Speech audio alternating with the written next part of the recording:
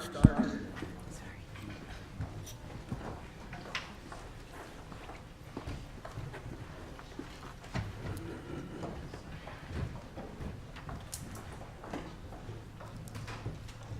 Good morning. Morning. You know what? We're in District 3 and everywhere that I say good morning and then we hear those districts hollers or go, good morning. Good morning. Here we go Raiders. I'm going to call this regular meeting of the New Mexico Transportation Commission to order on September 19, 2024 at approximately 8:31. Let the record show that 4 commissioners are present and a quorum has been established. Can I get a roll call? Here. Here. Here. And our secretary, he's not part of the quorum, but he should be joining us soon. Do I have a volunteer to lead us in the Pledge of Allegiance? Okay. There was too many hands up. I'm not looking good.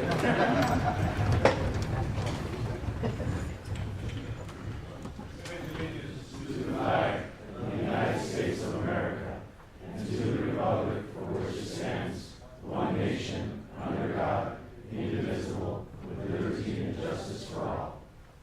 Thank you.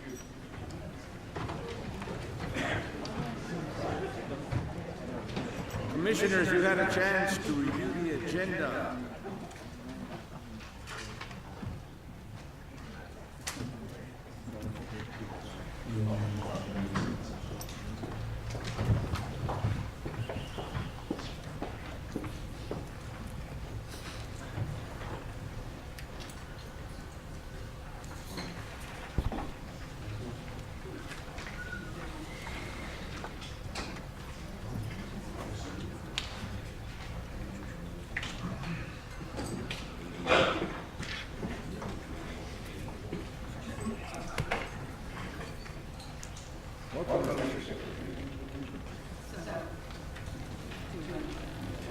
You had a chance to review the agenda. Are there any additions, deletions, or any other comments? Chairman, out of time, because we move item 10C, the Transportation Regulation Division Emergency Rule, up to 8A. Yeah. Correct? Okay. You heard the recommendation. What was the pleasure of this commission? I move to approve the agenda. And approve the agenda as And then approve the agenda. You heard the motion. Do I have a second? Yes, sir. I have a second from Commissioner Sanchez. All in favor? Opposed? You had a chance to review the minutes of the special meeting of August 30th, 2024. What is the pleasure of this commission? I move approval of the meeting of the minutes. Second. We have a motion from Commissioner Chenoweth, a second from Commissioner Sanchez. All in favor? Aye. So. Now we're going to go to introductions. Do we have a list? I'll turn that over to the secretary. Thank you, Mr. Chairman. Good morning, everyone. Commissioners, want to apologize for getting you right on the spot. I agreed to do some opening remarks at a wildlife corridor conference in Santa Ana Pueblo I was having. And I will say this, they did offer to give me a police escort here, but I might be right fast without. I apologize for being there, I was over at the Industry Field building with this morning. And so I want to start off with a couple of officials here, at least a couple that have signed up, and you can open and see if there are others that I missed. But Mr. Holloway, the Mayor Holloway, good to see you, thank you for being here with us. And James Mercer is the Mayor Pro Tem from Lamont in Silicon County. Good morning. Good morning. Are there any others? I know everybody doesn't get to the sheet in time, any other local or officials from other parts of the state? Yes. Well, as always, we've got our Deputy Secretary, Mr. Cooper here. Marilyn Ochoa is next to her. She's here in Cece's place for the Federal Highway Administration. Lisa Vega, the District Engineer for District 6. How are you still doing there, man? I want to thank Javier. Javier is the ED over in District 5, and for months he's been serving as the acting district engineer, and did a great job. And you all know that we've officially hired Rondo Lopez to take his place. She started officially this past Saturday, so this has been her first week. But she couldn't be here with us. She was with us last at the reception, but it's good that you're sitting there because we got round of applause for stepping in and double duty for us while we got that search done. So thank you very much.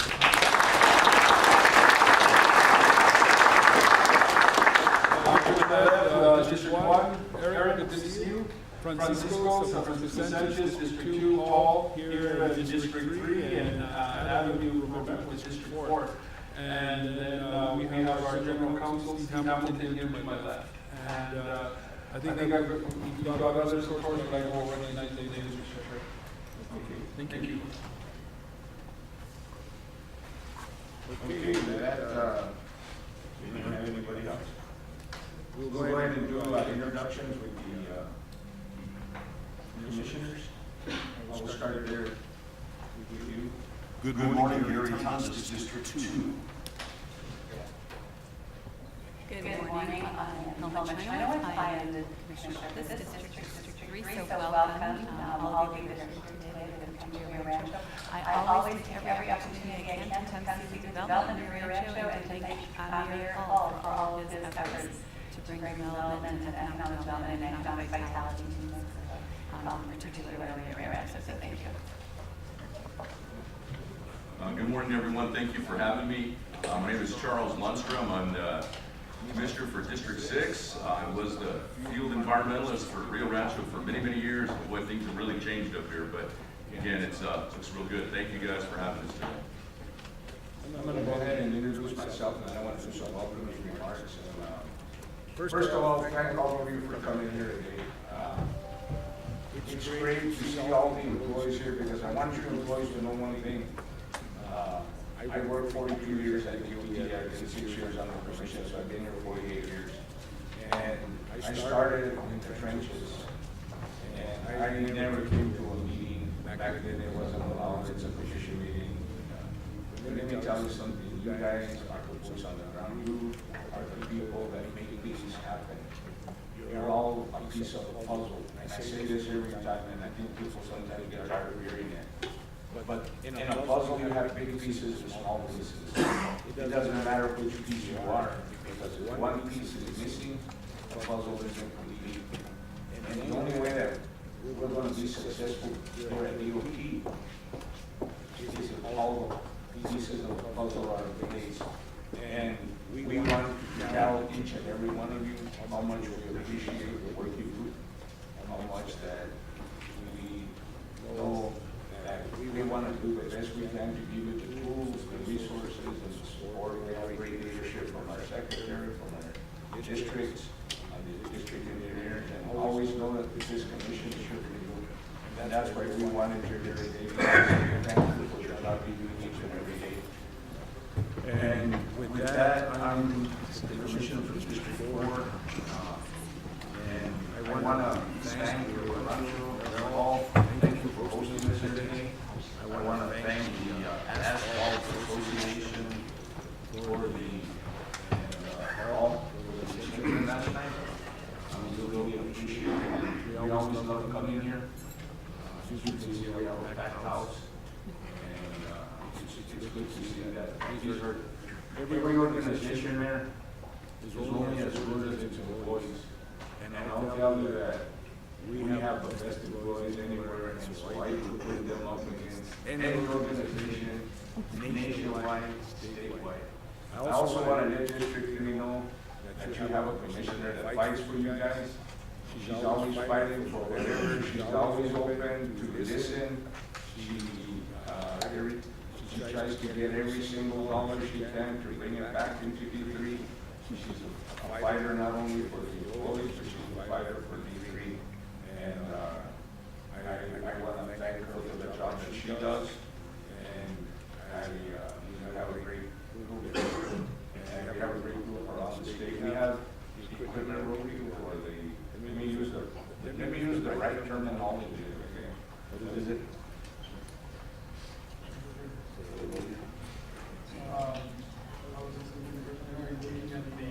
We went back to the equipment room. Just equipment rotary. Oh, is it? Go back. Okay. Because it was something. No, it was an acronym. Yeah, it was an acronym. They called it Safety Summit or whatever. But anyway, in fact, I'm still trying to get used to NMDOT, because when I started, it was highway department. And so it's still at times like, where you work at the highway department. So that doesn't work. But it's going to be happening here in District 3, and that's going to be next week. And I encourage everybody who's participating to go by. The competition is going to be great, but more importantly, we're going to find out who's the best of the best. But you're all the best of the best. And at the end of the day, we're one team, we're one family, and we're NMDOT strong. So with that, I want to thank again Dr. Rancho for hosting us, Mayor. And with that, I am going to go ahead and continue to public comment. Aaron, just come on up. Thank you.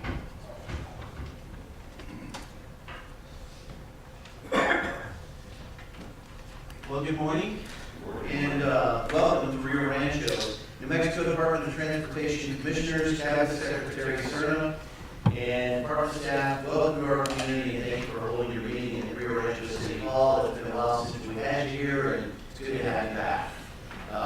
As you can see, there's a lot going on here in Rio Rancho, so first I'll apologize, but I'll say sorry or not sorry, as you see all the construction that's happening around the community. We've got Campus Park and Phase 2 out here, we've got College Boulevard under construction, a new road, and we have our clerk's office remodel right at the moment, so you see vibrant economic activity right here in the city of Rio Rancho as you go to this meeting. It is an exciting time in Rio Rancho. Public and private investment is on the rise. Many new businesses have recently opened or are in the process of doing so. Rio Rancho is routinely nationally recognized as the best place to live with high levels of quality of life experience. And we continue to see more and more people call Rio Rancho home. The state's third largest city, and soon Rio Rancho will be the second largest city in the state of New Mexico. We have our sights firmly set on that goal. I want to emphasize that the city of Rio Rancho's elected officials and staff value the relationship we have with the New Mexico Department of Transportation. In particular, I want to recognize the District 3 office. The District 3 office and the Rio Rancho staff have an outstanding working relationship, which is beneficial to both organizations and helps produce the best outcomes for all the citizens that we serve. We have appreciated your assistance and coordination on a variety of different projects over the years as the Rio Rancho continues to grow both by new homes and residents through economic development and job creation. Maintaining, improving, and expanding public infrastructure will be crucial. We look forward to working with you and moving forward in order to meet the needs of our citizens. So once again, thank you for hosting for having your meeting here. It's an honor to be host, and we look forward to a great relationship moving forward. Thank you, Mayor, and you have a wonderful facility here. Thank you. Is there anyone else to come before this commission of public comment? I'd like to speak. James Mercer? Welcome. Thank you.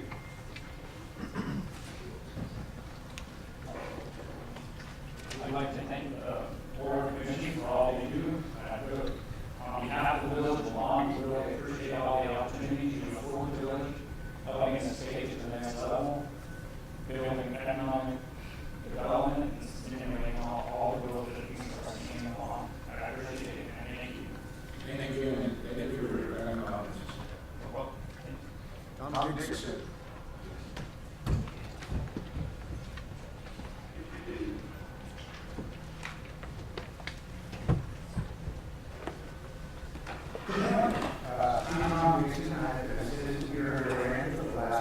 years. I think that I've had, got a little bit of expertise on Highway 550.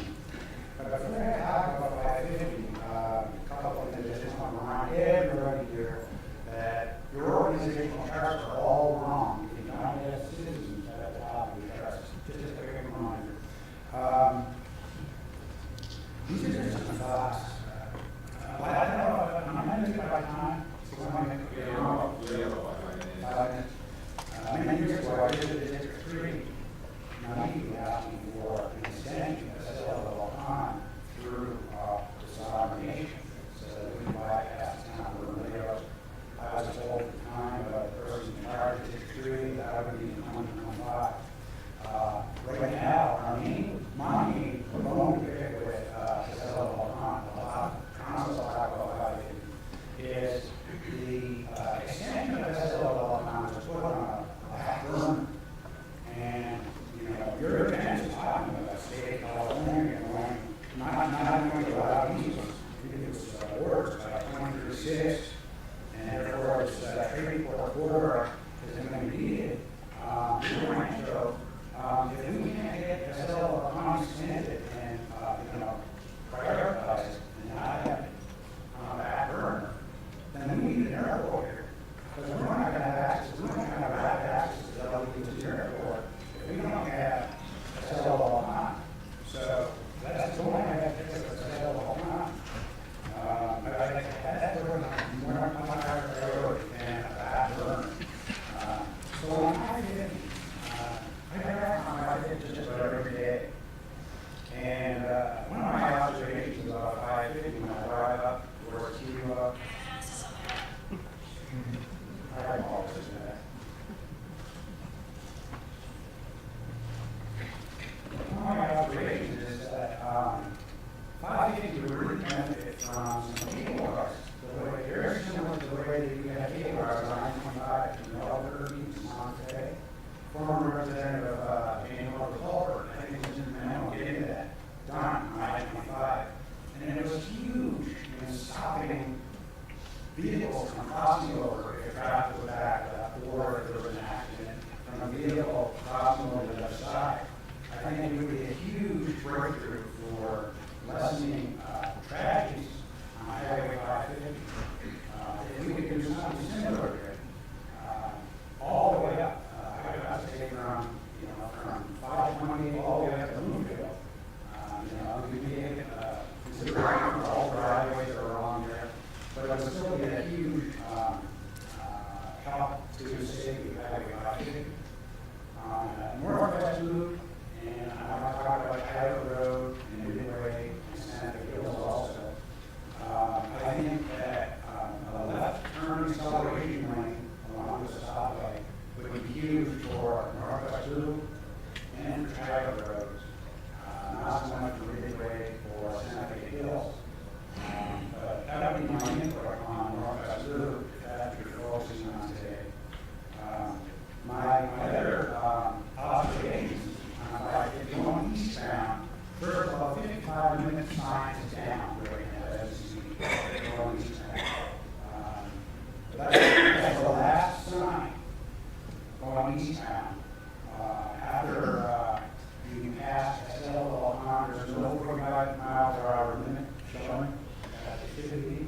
So if anyone's not familiar with that road, you're going to take 65 all the way up to 528. When I find the time it shows a 40 mile an hour speed limit sign. So we need a 45 mile per hour speed limit sign between Cell.com and State by Board on eastbound. That's just my opinion as a citizen with full expertise. Of course, there's licensing needed. We need traffic calming before Northwest going eastbound. Traffic should not still be going 60 miles an hour after they pass Northwest. They should be calmed down before approaching Northwest going eastbound. There's a pool there, there's a blind spot, it's dangerous. I think it's really, Idaho Road is also really problematic. I can't believe that the state could not marshal up to the pool there. So put in a stop right there and not just be one stop as it is now.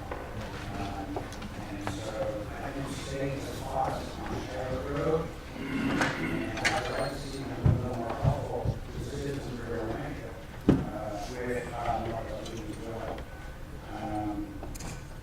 Observations.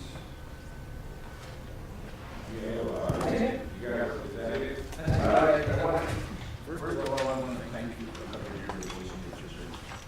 I want you to know that since this is a big place, we travel around all the state, both rural and urban. And the reason we do that is so that we can hear people, concerns, people's ideas, people's opinions. And so we appreciate you being here. And I just want you to, in your opening remarks, you said that on the organizational chart that people should be number one. But I want to assure you, because everybody in this room that works for DOT, our number one priority is the travel and public. And we work for the travel and public. And that's what we're doing. We work for the public and we work for our employees. So they're not on our organizational chart, but they're number one in our hearts. So thank you. I appreciate you coming. I urge you to get them on your chart. Thank you for listening. No, thank you. Jorge Ramirez. Welcome. Thank you, Mr. Chairman, appreciate you. I've been a resident of Rio Rancho for about a year now. I also want to voice concern about Highway 550 and Wilcox. I found when I live at the intersection there, in the subdivision, drive out daily, it is equally dangerous. And as come out and said that the intersection is under evaluation, I would like to put it in the record. We gave some more insight into what happened to me. How long was the time lapse?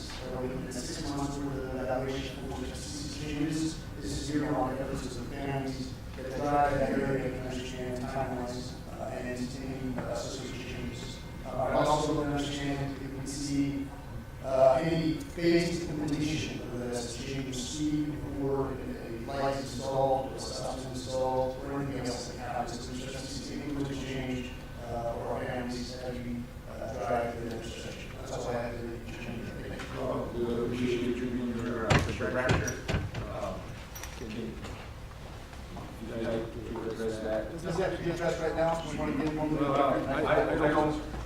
It's not a matter of addressing it, but why not addressing it so that there's communication between you and DOT, so that some of the questions you asked today, you asked about a timeline, and you asked about some other things, so that he can let you know what's going on and you can be part of the conversation that's happening, and they can give you the information that you need. Excellent, sir. Appreciate it. So just give Mr. Drescher a call, and he'll give you his card, and we can go over there. Thank you for being here.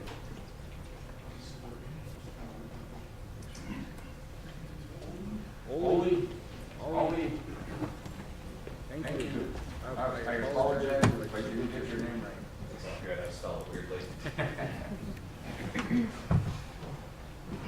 I'm Ollie Sale. I am a resident of Albuquerque and a member of Strongtown.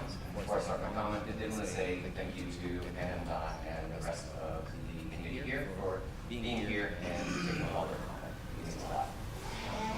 I'm here to ask the Connecticut Department of Transportation to adopt similar practices to our neighbors in Colorado and their DOT, which put reducing pollution foremost in the design process.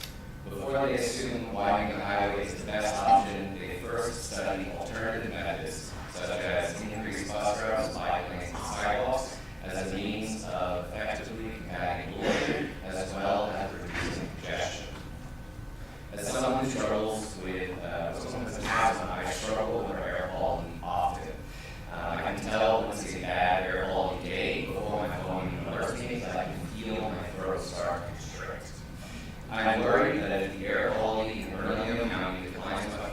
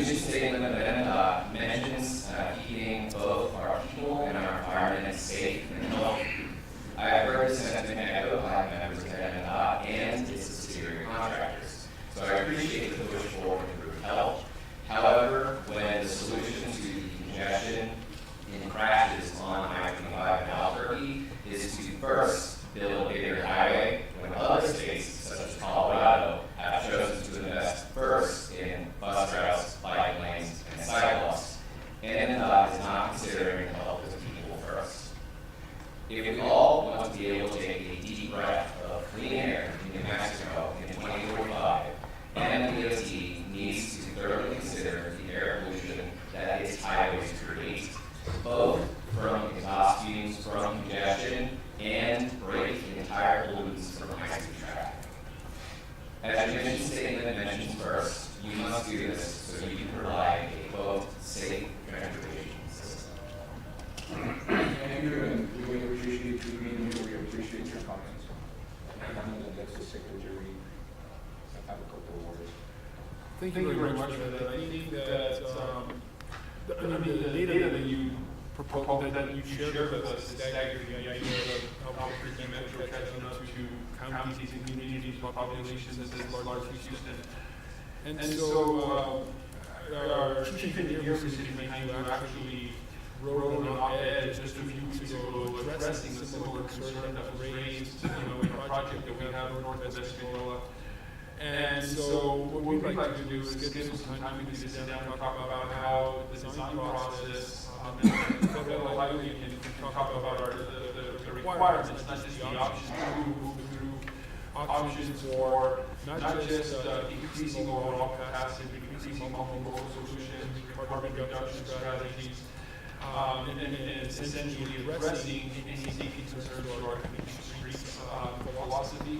And so it'd be great if we get your contact information and sit down. Sometimes for us, I'm not an engineer, and we look at projects and think to ourselves, why? Why did it have to be that way? And when we get into the mix of things, we realize that from soils to drainage to other types of measures that we're trying to address, that we have generated something that is at a minimum, right, trying to reduce carbon emissions but improve safety, and you'll even see when you look, and we can discuss the design of the largest project that we have now, what we're trying to do by way of increasing capacity for bike lanes. So we'll sit down and chat. It's a great point, and carbon reduction is something that we're required to do. We receive federal funding to do it, and incorporating it into the front end design is not an option.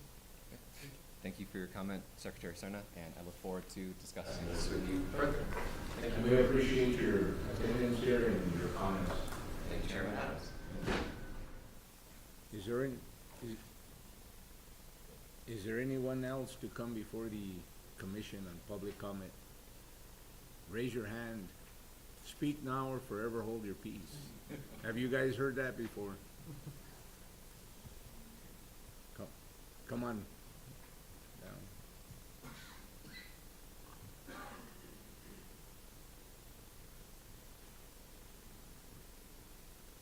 Good morning. Good morning, welcome.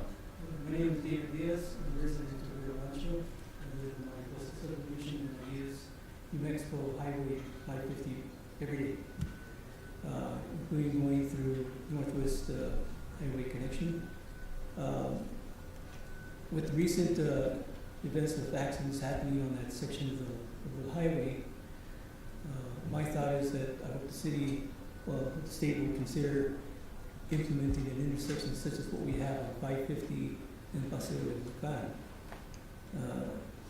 I think the area is wide enough and right away should be enough to accommodate something like that. Since that intersection 550 and Paseo del Volcan has been put in place, that I've noticed there's been very, very few accidents there because of that design. I think that design will also work at 550 and Northwest Highway. Thank you. Thank you. Thank you for your comments. And that will be taken into consideration. Anyone else? With that, I'm going to go ahead and move to the District 3 update. Paul?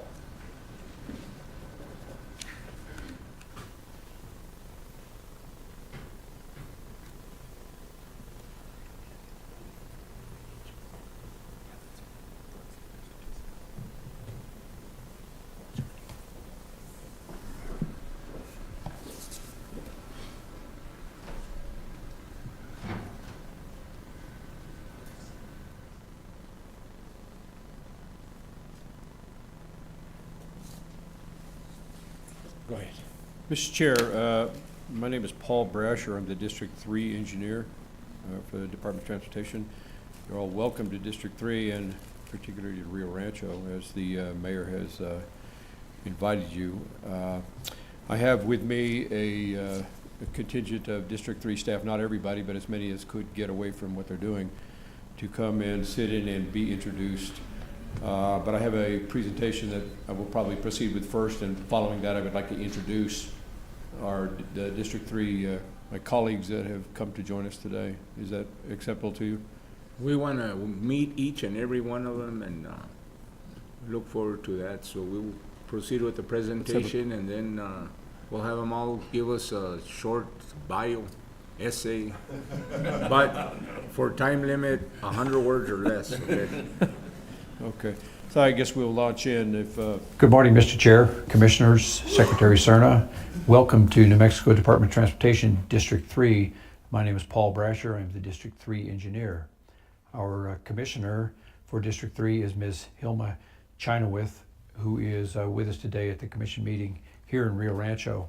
You have in front of you an exhibit showing the location of District 3 and how it's carved out amongst the other districts throughout the state. By way of background, our District 3 includes the counties of Valencia, Bernalillo, portions of Sandoval, and Socorro. We have within our district 16 local governments, 8 tribal governments, 28 state representatives, and 17 state senators, all or partially within District 3. In District 3, there are 2,061 lane miles over an area of 3,107 square miles that we administer and maintain. There are 647 bridges with a total deck area over 6.61 million square feet. Now this is, if you can imagine it, this is about 151 acres of bridge deck that we have to inspect and take care of. And these bridges span a total length of over 22 miles. We do this through 5 maintenance patrols and through 4 construction project offices at our Hilltop location on the frontage road north of Comanche on I-25. You will see also that highlight some of our budget statistics. We have an operating budget of over $22 million. We have in construction contracts right now, we have over $306 million in construction. We have contract maintenance, we spend $8 million. We have budgeted for field supplies a little over $3 million, and striping and signage about $1.5 million. And then we have an IT budget of $277,600. To do all this, we have a support staff of 36 positions. On the maintenance side, 81 positions. On the construction side, 62 positions. And for engineering, 31 positions. There are a total of 210 positions within this district. Now you'll see on the next slide the district management. This is the upper management of the district. We have Mr. Greg Clark, who's our Assistant District Engineer for Engineering Support. Mr. Isaac Chavez, an Assistant District Engineer for Construction. Mr. Barry Lytle, who is the Assistant District Engineer for Maintenance. Our business manager is Mr. Jerry Gonzalez. Our District Public Information Officer is Ms. Kimberly Gallegos. And the Executive Assistant to the District Engineer is Janae Gallegos. Let me launch in and show you a few of the construction projects we have going on right now. We have 5 construction projects in progress right now. Our flagship project is probably this I-25 project, where we are replacing the bridges over Comanche and Montgomery and the road in between for $239.5 million. These are pretty recent photographs of the interchanges as they are today, and then the recent demolition that we launched for the Comanche Bridge. The next sheet shows New Mexico 14 project. This is a roundabout we're constructing in New Mexico 14 in Frost Road for $4.5 million. And we have some road work on Interstate 40. The interstates are our priority, and we've got a project for $13 million. And there's a aerial photograph and some street view photographs of road work that we're doing on I-40. Down in the Belen area on New Mexico 109, we have under construction the Jarales Bridge. This is a new bridge over the railroad tracks. You got a picture before and one recent picture of during when the concrete's being poured over the reinforced bridge deck. On I-40, we have a construction project. This is at the district boundary there, just east of Cedillo, for $15.5 million. And what you see in the photographs is its current stages, the crossovers under construction right now.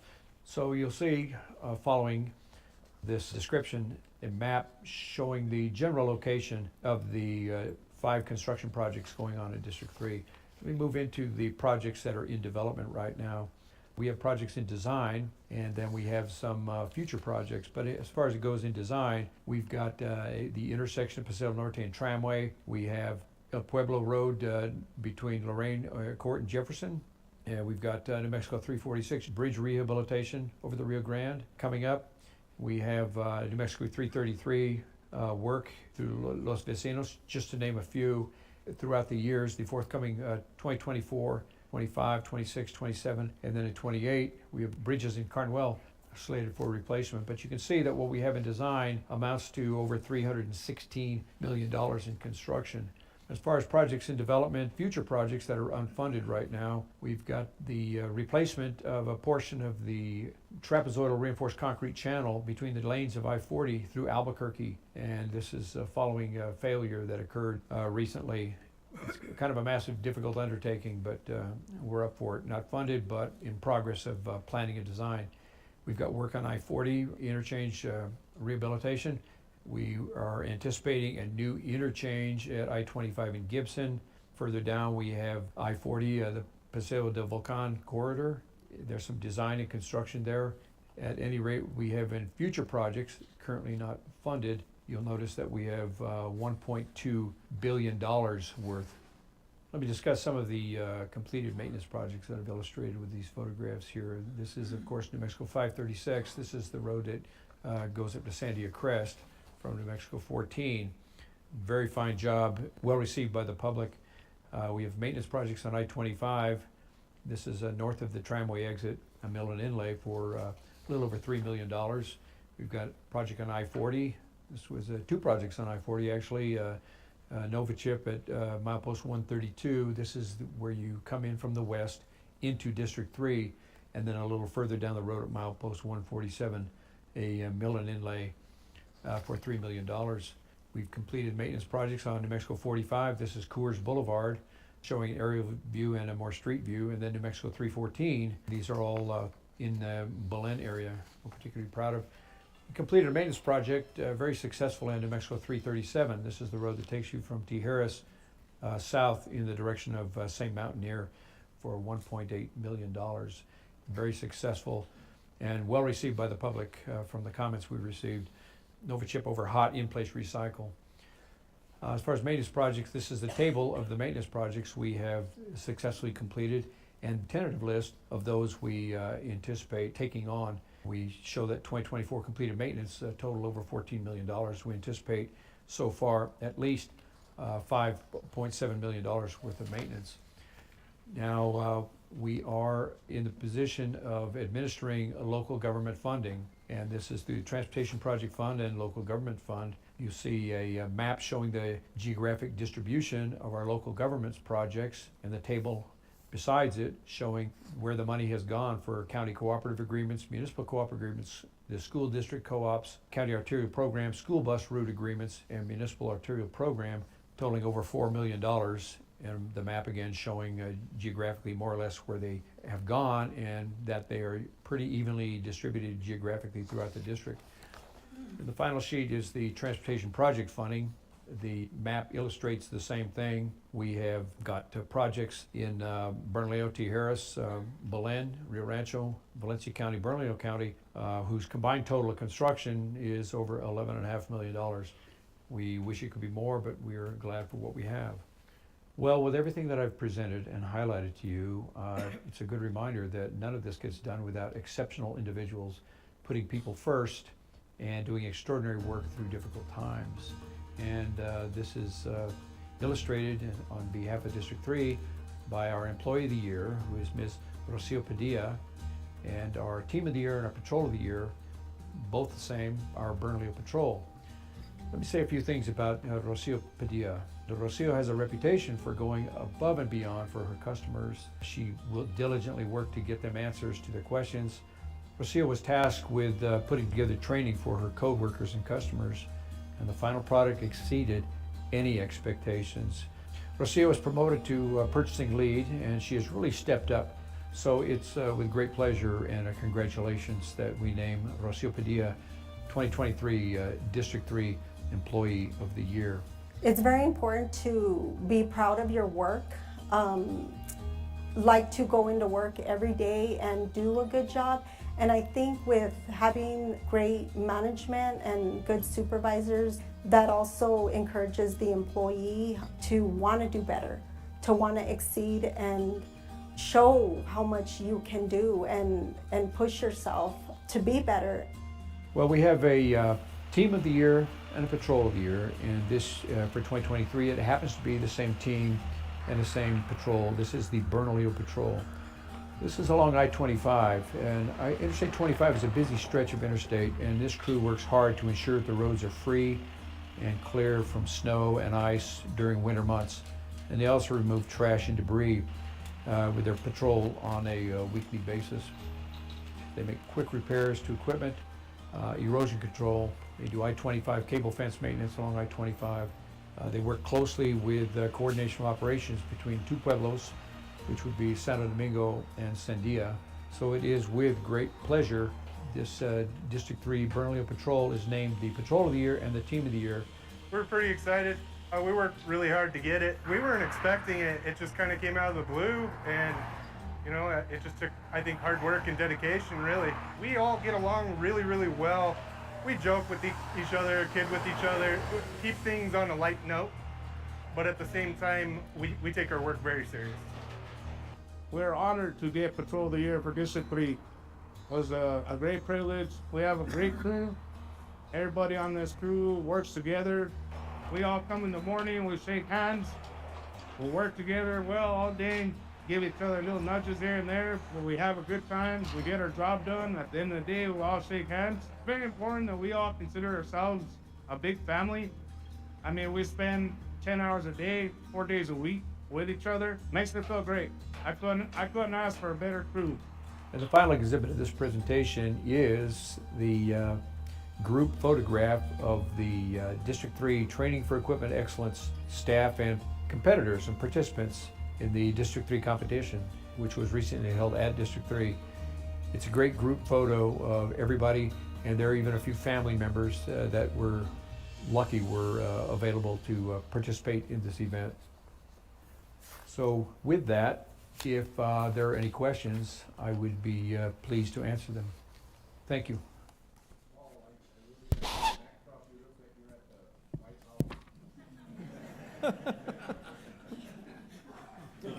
Giving the State of the Union address.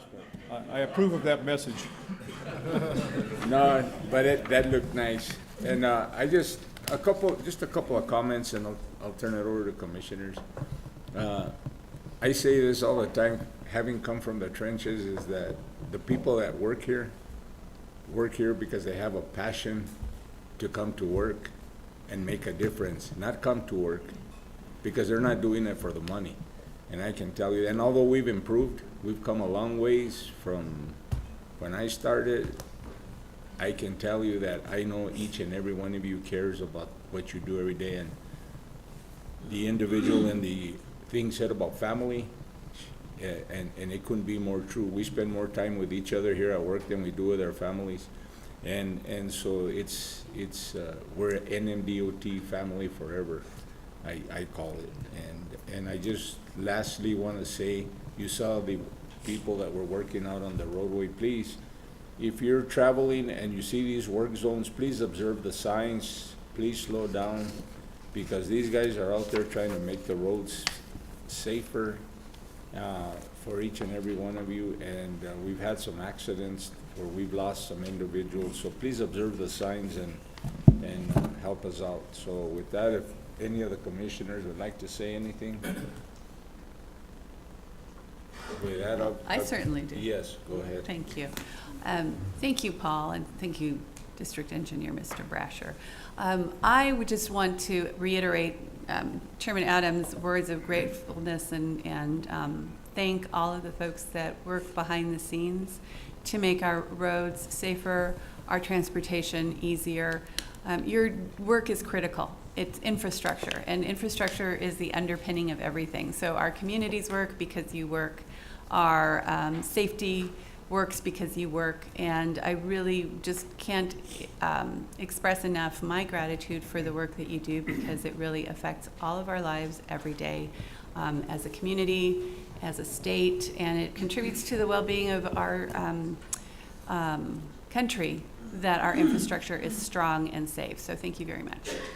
Mr. Chair? Yes, go ahead. I'd just like to commend you, District Engineer Brasher, for not only a great report, but more importantly, great work that you all are doing. And I just want to point out, one of the slides that I'm most excited about is this projects in development that you have. You have some terrific ones. Yes, funding not yet in place for many of those, but it drives home the importance of us all, everybody in this room, working and communicating with your state representative, state senator, and more about the importance of what these represent in terms of stronger economy, better job opportunities for our citizens, and obviously a safer environment for travel. Thank you.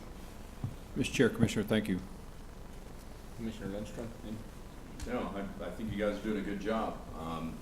It's kind of, I know a lot of guys from the DOT. I used to commute with them here from Albuquerque up to Santa Fe. So you talking about getting to know somebody. Whew, I know too much about the DOT, believe me. Anyway. What stays here, what happens in Rio Rancho stays here. That's right. It's kind of like when they were doing the Big I. We drove through the Big I every day, and I think these projects are going to mirror that. So I think the public, you don't hear a lot of the public complaining yet, and hopefully it stays like that. But you guys got a big job, and I think you'll do it. I think it'll come out real well. Mr. Chair, you'll suffer this here, what I would like to do is, we have our Employee of the Year and our team and Patrol of the Year. I would like to introduce you in person to them, ask them to stand up, okay? So we have Ms. Rocio Padilla. Rocio? Where's Rocio? In absence. Let me ask Santiago Padilla to stand up with his crew. He is here. Thank you very much.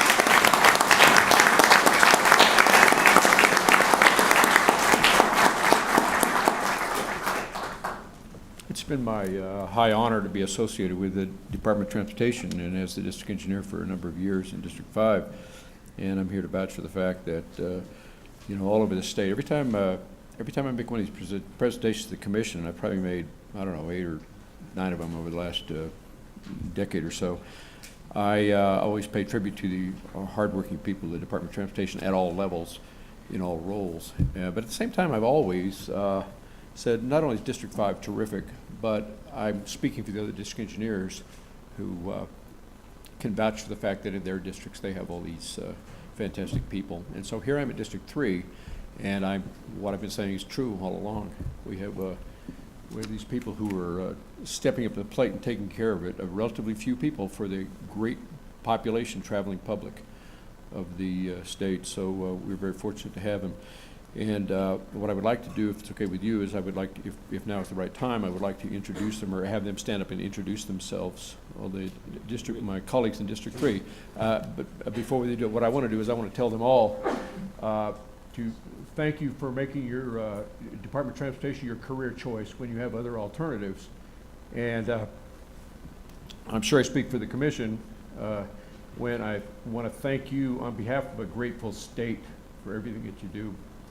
So if we could have them stand up, maybe. Before we start introducing, just to let everybody know, I'm not gonna, we already did it last night, but last night was Paul's birthday. Oh.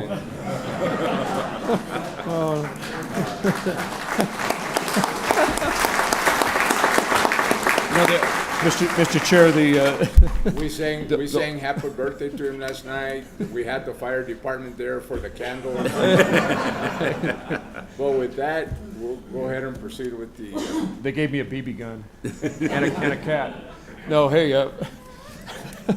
the more birthdays you have, the older you are. Older people have more birthdays. How's that for circular logic? Anyway, Mr. Chair, it's a pleasure. Maybe what I would like to do is to start in the back row. What I'd like you to, each one of you stand up and introduce yourself and where you're from. Where you work. Okay, if you would do that, and if you'd speak up, I would certainly appreciate it. So Santiago?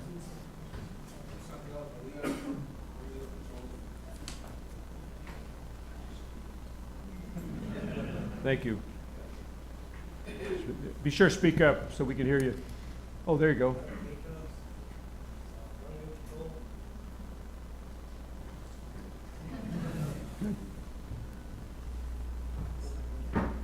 The mic's not on.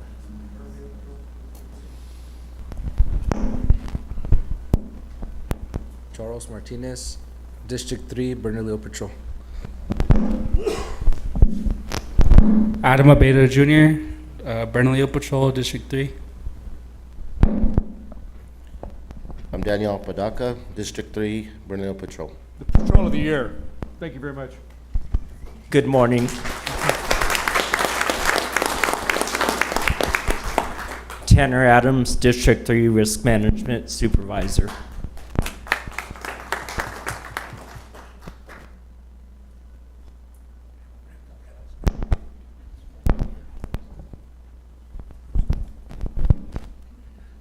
Prajedes Chavez, South Urban Patrol, District 3. Good morning, John Martinez, North Urban Patrol, District 3, and thank you guys for allowing us. Thank you.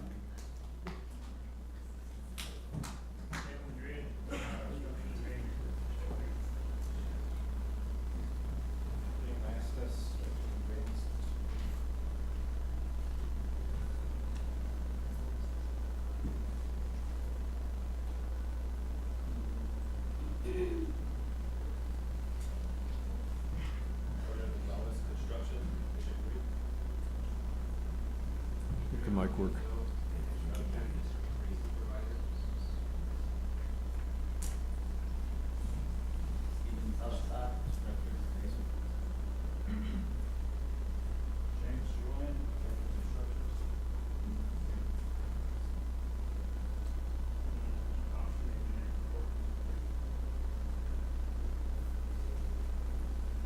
Share the mic.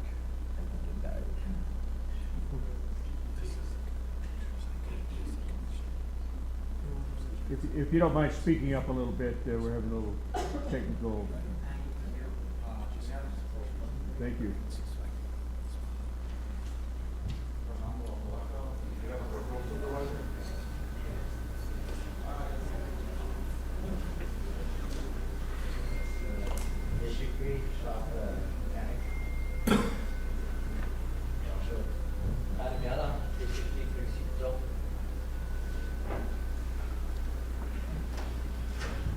Gonzalez, Hispanic, District 3. Adrian Garcia, District 3 Shop Supervisor. Israel Suazo, Traffic. Chris Mays, Servicing Group. Alton Ortega, South Urban. South Urban Control. Gregorio Martinez, South Urban Control, District 3.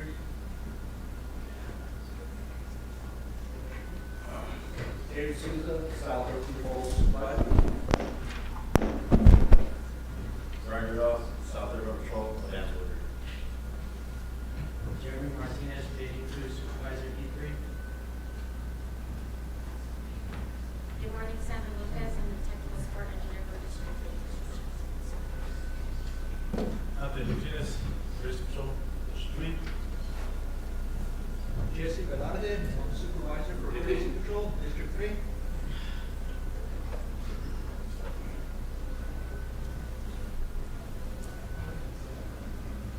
Good morning, my name is Mario Chavez. I'm a project manager at District 3 for Construction.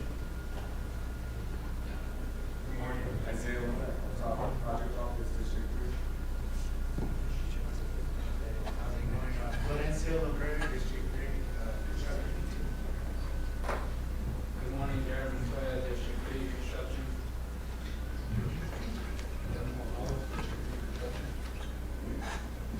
Good morning, Kathleen Desmond, Project Manager 2, District 3 Construction. Renee Chavez, Construction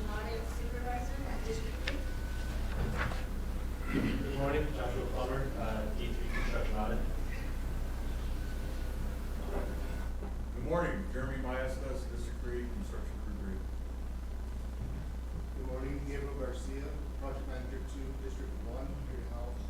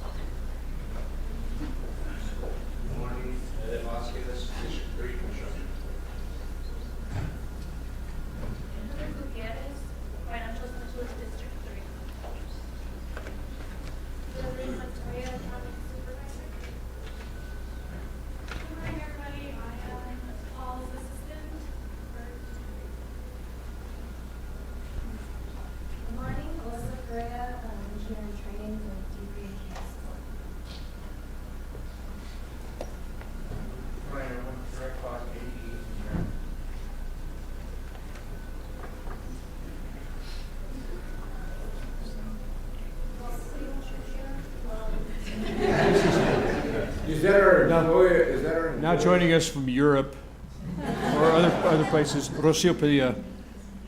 Congratulations and thank you. And thank you.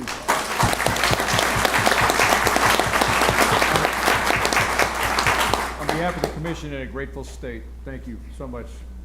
They heard all about you and then some. Thank you so much. Who do we, there you go. Good morning, everyone. My name is Isaac Chavez. I'm Assistant District Engineer for Construction.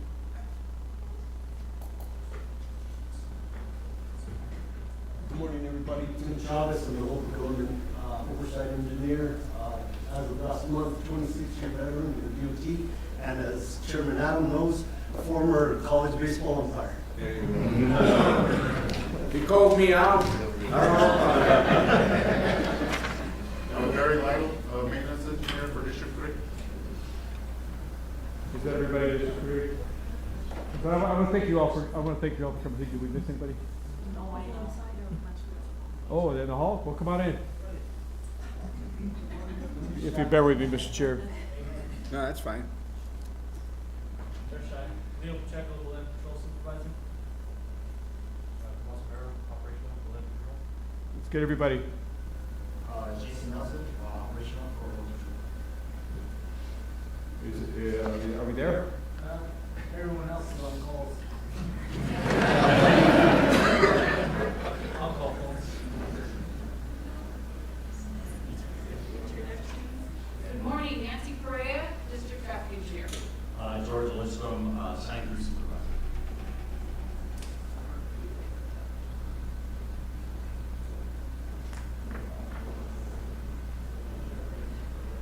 Oh, and if you could also, as they come in, if you could also, we want to thank and introduce the people like Kim and them that were responsible for the reception last night, and also for all the refreshments and everything that were out there. Yeah, that didn't escape me. Well, thank you.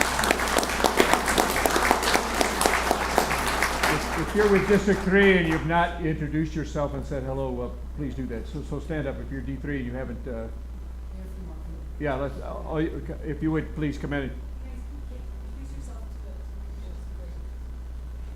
Your name and where you're from? Brian Burlum of D3 in the shop. There you go. Ralph Dedosas, D3, South Urban Control. Okay. So, is there some more? Did we get everybody?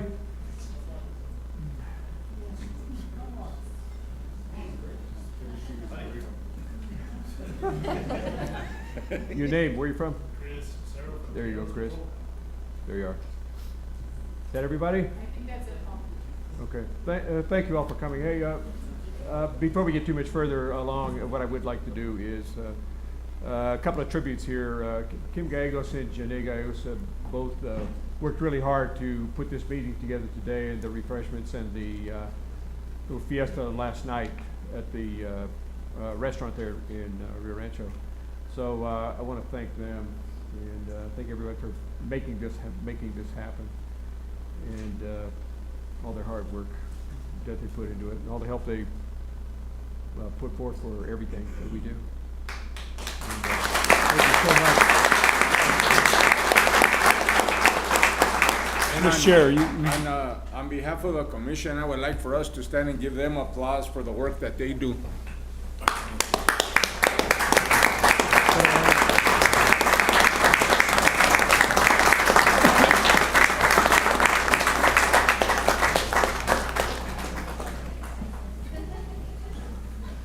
Mr. Chair, if we can get some photographs with Ms. Padilla and the crew, the Burnley Patrol. Yes, if they don't need to leave right away, I'd like to catch them we'll catch them on a break and a little further down. Is that fine? It is with me, if at your pleasure, Mr. Chair. So let me suggest we do this. For the Burnley Patrol Santiago and your crew there, if you will stand by for some photographs, and Rocio, if you'll stand by for some photographs with the commission here in a few minutes. Is that, are we, you feel we're there? Okay. Everybody in District 3, I know you have a lot of work to do, that you've been taking care of business, right? So you're free to go back to it. But I appreciate you coming here, okay? Because that's what I wanted everybody to do, because I wanted them to see who it is taking care of it for the people in the state of New Mexico. All right, so thank you so much. Thank you. D3. Thank you.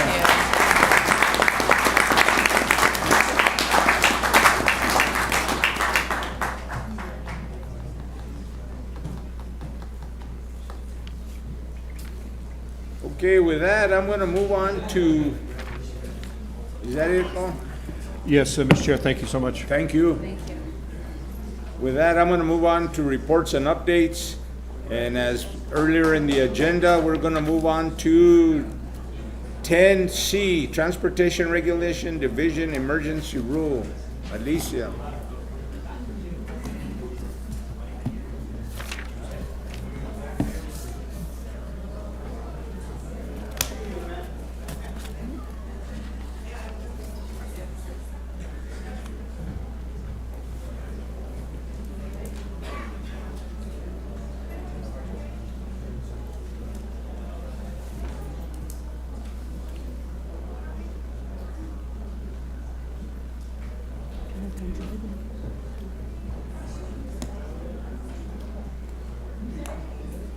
Go. Welcome. Thank you so much, Mr. Chairman, members of the commission, and thank you so much for entertaining my request to be heard early today. It really makes a difference to me and to my family, so thank you very much. I'm definitely here to just provide a quick informational update. The Cabinet Secretary asked us to bring you all up to date on some of the work that we've been doing with this Transportation Regulation Division.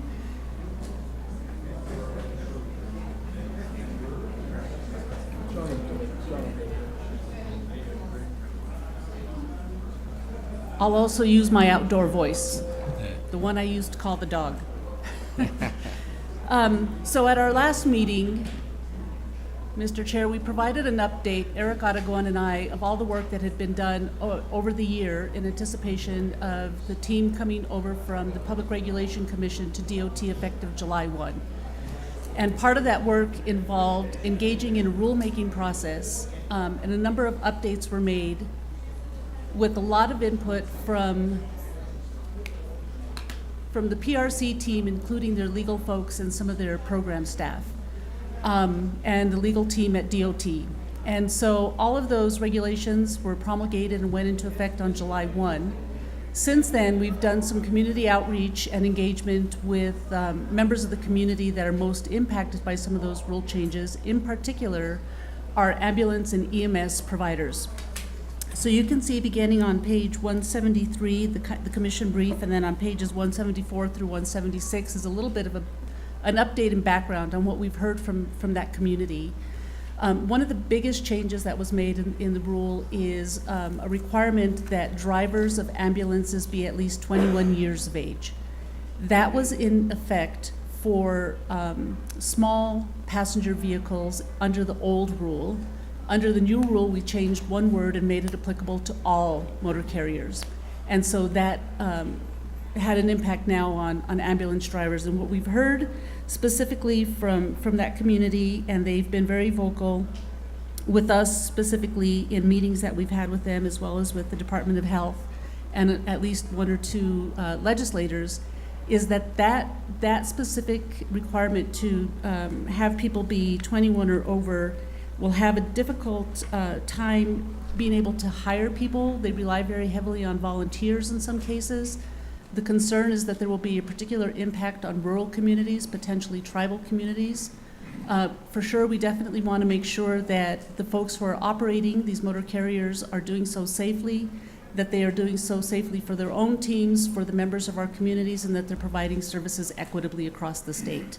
So now that we've heard this input, what we are proposing to do is to engage upon an emergency rulemaking process to revise this specific portion of the rule. We don't have an issue with it reverting back to 18 and older, which is common practice not only across the country, but also in the motor carrier rules. They also, you'll see in that memo, they raised a few other issues that once we go through an emergency rulemaking process, that emergency rule will be in effect for 6 months. And during that 6-month period, we would then be able to engage in additional public engagement with these stakeholders and address not only that under 21 rule, but also the other concerns that they have, and make sure that we find a common ground that achieves our goals and theirs. So again, this is informational, and if you have any questions, of course, I stand for those right now, and I'm always available, my staff and I. Thank you, and Thank I you. think that's very vital information. Any questions, comments from fellow commissioners? Mr. Secretary. Thank you, Alicia, and thanks for moving quickly to respond to a lot of the feedback that we received. So will you just kind of walk us through the process, how, in reading through the brief, the Department of Health will engage with us? It sounds like they'll make a request and then we'll oblige with an emergency rulemaking, but walk us through the process. How long will it take for us to be able to use the emergency rule to reduce the age from 21 to 18? And in that process, will we also be able to address the background check? Mr. Chairman, Cabinet Secretary, members of the Commission, I'm really glad that members of legal are here. We have engaged with the Department of Health. They agreed to be a liaison for us to the community that they oversee, the EMS community. And so they have drafted a first draft of a white paper that really outlines what the impact is of the community. We've reviewed that earlier this week. John and I discussed our kind of thoughts about it. And we'll continue to engage with them on that process. I don't think, I think actually John is better to talk about sort of timeline and what that process for the rulemaking looks like. Thank you, Alicia. Hello, Chairman Adams, Secretary Cerna, members of the Commission. My name is John Newell. I'm an Assistant General Counsel with the Department. I have come before you before. Alicia and I have been working on this emergency rulemaking. When this issue was brought to us from the Department of Health and the ambulance providers in the local communities, we determined an emergency rulemaking was an avenue we wanted to explore because they believe, and we've been agree with them, that there is a public safety issue with the age requirement, because the age requirement, not having the drivers available to drive the ambulances constitutes this emergency. So what we're doing right now is working on documenting it. Once we have a finding that there's a public safety issue here that warrants an emergency rule, the emergency rule goes into effect as soon as we publish it with the New Mexico Register. So according to the current CP4, which we will be talking about later in this meeting, but with the current CP4, the department can promulgate the emergency rule itself without bringing it to the commission. We're bringing it today to let you know that we want to keep you informed on this, so we don't have to come back to commission to implement this rule. We'll implement it, and as soon as it's published in the register, it becomes effective. So after that, as Alicia alluded to or mentioned, there is a 6-month window in which we either have to promulgate a permanent rule or the emergency rule will expire. In that 6 months is when we'll be exploring things to do, such as the background check and other things, because at this time the information we have doesn't, with the background check, it doesn't appear that that's going to create the kind of public safety emergency that would be necessary for promulgating it in the emergency rule. But we will be working on that, and there are always options for delaying enforcement under the rule if we think we need to. Thank you. Appreciate it. Any other questions? Any other questions? With I'll that, turn it thank back you. over to Alicia. Thank you, Alicia. Thank you again, Mr. Chairman, members of the commission, for moving me ahead in the agenda. No, and we wish you luck. Thank you. Okay. With that, we're gonna move on to the secretary's report. Thanks, Mr. Chairman. I don't want to take up a lot of time. I just want to kind of highlight a few things that are going on across the state. At least a little something at each district. I want to, Andrew is here, and he's been working with D4, 5, and 6, I believe, and we are embarking on, I can't recall what we called it, a guardrail blitz. Christine, is it a guardrail blitz, a guardrail kind of blitz? But we're essentially going to spend a few $1 million, and we're going to do guardrail replacement from Arizona to Texas border. Big project, and I want to thank Andrew. I want to thank District 4, 5, and 6 for working to get this done. But we're excited to share that with the general public. That guardrail from the Arizona border to the Texas border on I-40 is going to be worked on over the next probably the next month or so. And we're hopeful that everybody will see that major improvement. I want to congratulate D3. You know, they kicked off Montgomery Comanche. They're doing a great job. I want to remind drivers, if you didn't see the article that came out, I think a couple of days ago, you'll see that we had a week with a crash every single day from Tuesday to Sunday. I think it was 22 crashes total in the month since we started Montgomery Comanche. And so we do really just want to remind everyone that you know, the 1 or 2 extra minutes it takes to get through there at a safe speed could save a life, could save you from having to make an insurance claim. But I'm contemplating working with the city of Albuquerque to place one of their speed cams on that corridor as quickly as we can get that negotiated and approved.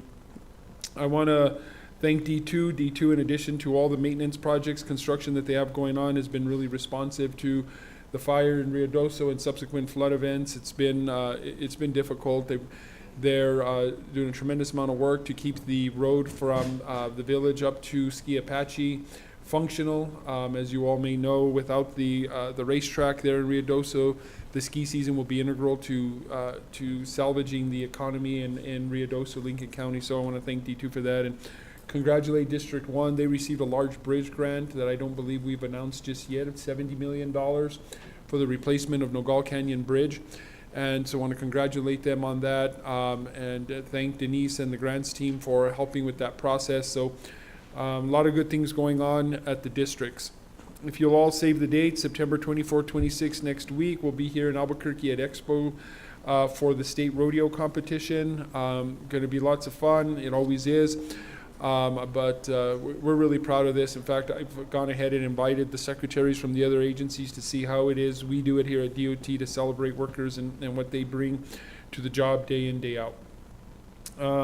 I want to congratulate our planning, our research team, Amy Whitfield. On August 27th and 28th, we hosted a transportation safety summit that brought together a tremendous amount of partners, all focused in on our complete street strategy and understanding how we're going to use the information we have moving through street audits, safety audits, and start to really play Moneyball behind addressing our national ranking for pedestrian fatalities and mitigating crashes in the state of New Mexico. It was a good discussion, a very successful conference. I want to congratulate Amy, Research Planning, and everyone who helped with that.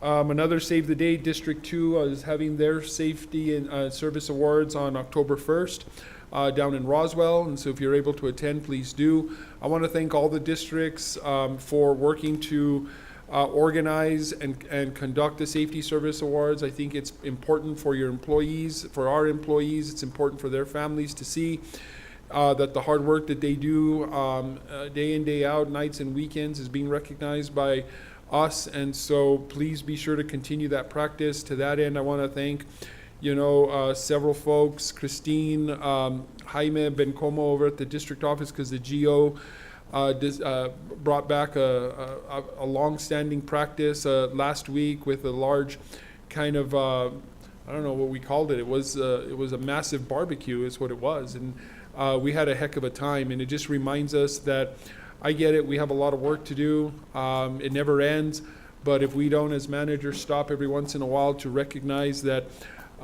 You know, we work hard, but we also need to get to know each other on a more personal level if we're going to be able to keep our head on a swivel, trust each other, and have each other's back. So I urge you, district engineers and others, to make sure that you make time to do that and celebrate the hard work that everybody's doing.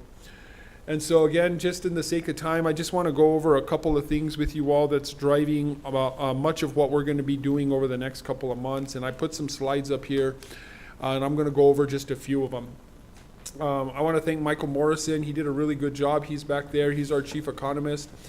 You know, it seems like for the last 2 years, we've been talking tirelessly about, you know, the need for increased recurring funds at the Department of Transportation. Really because the cost of construction and doing business in this industry has been rising steadily, and it'll continue to do so. And so the Revenue Consensus Group, or a group of the Revenue Consensus Group, gave a presentation to LFC a couple of days ago, and I think you know, the presentation really resonated with lawmakers, and collectively we need to be telling the same story. But this pie chart here, and I can send these slides to you all, just kind of shows fundamentally where we get our revenue for the state road fund. As you all know, our $1.2 billion budget is almost a 50-50 split between federal apportionment and our state road fund.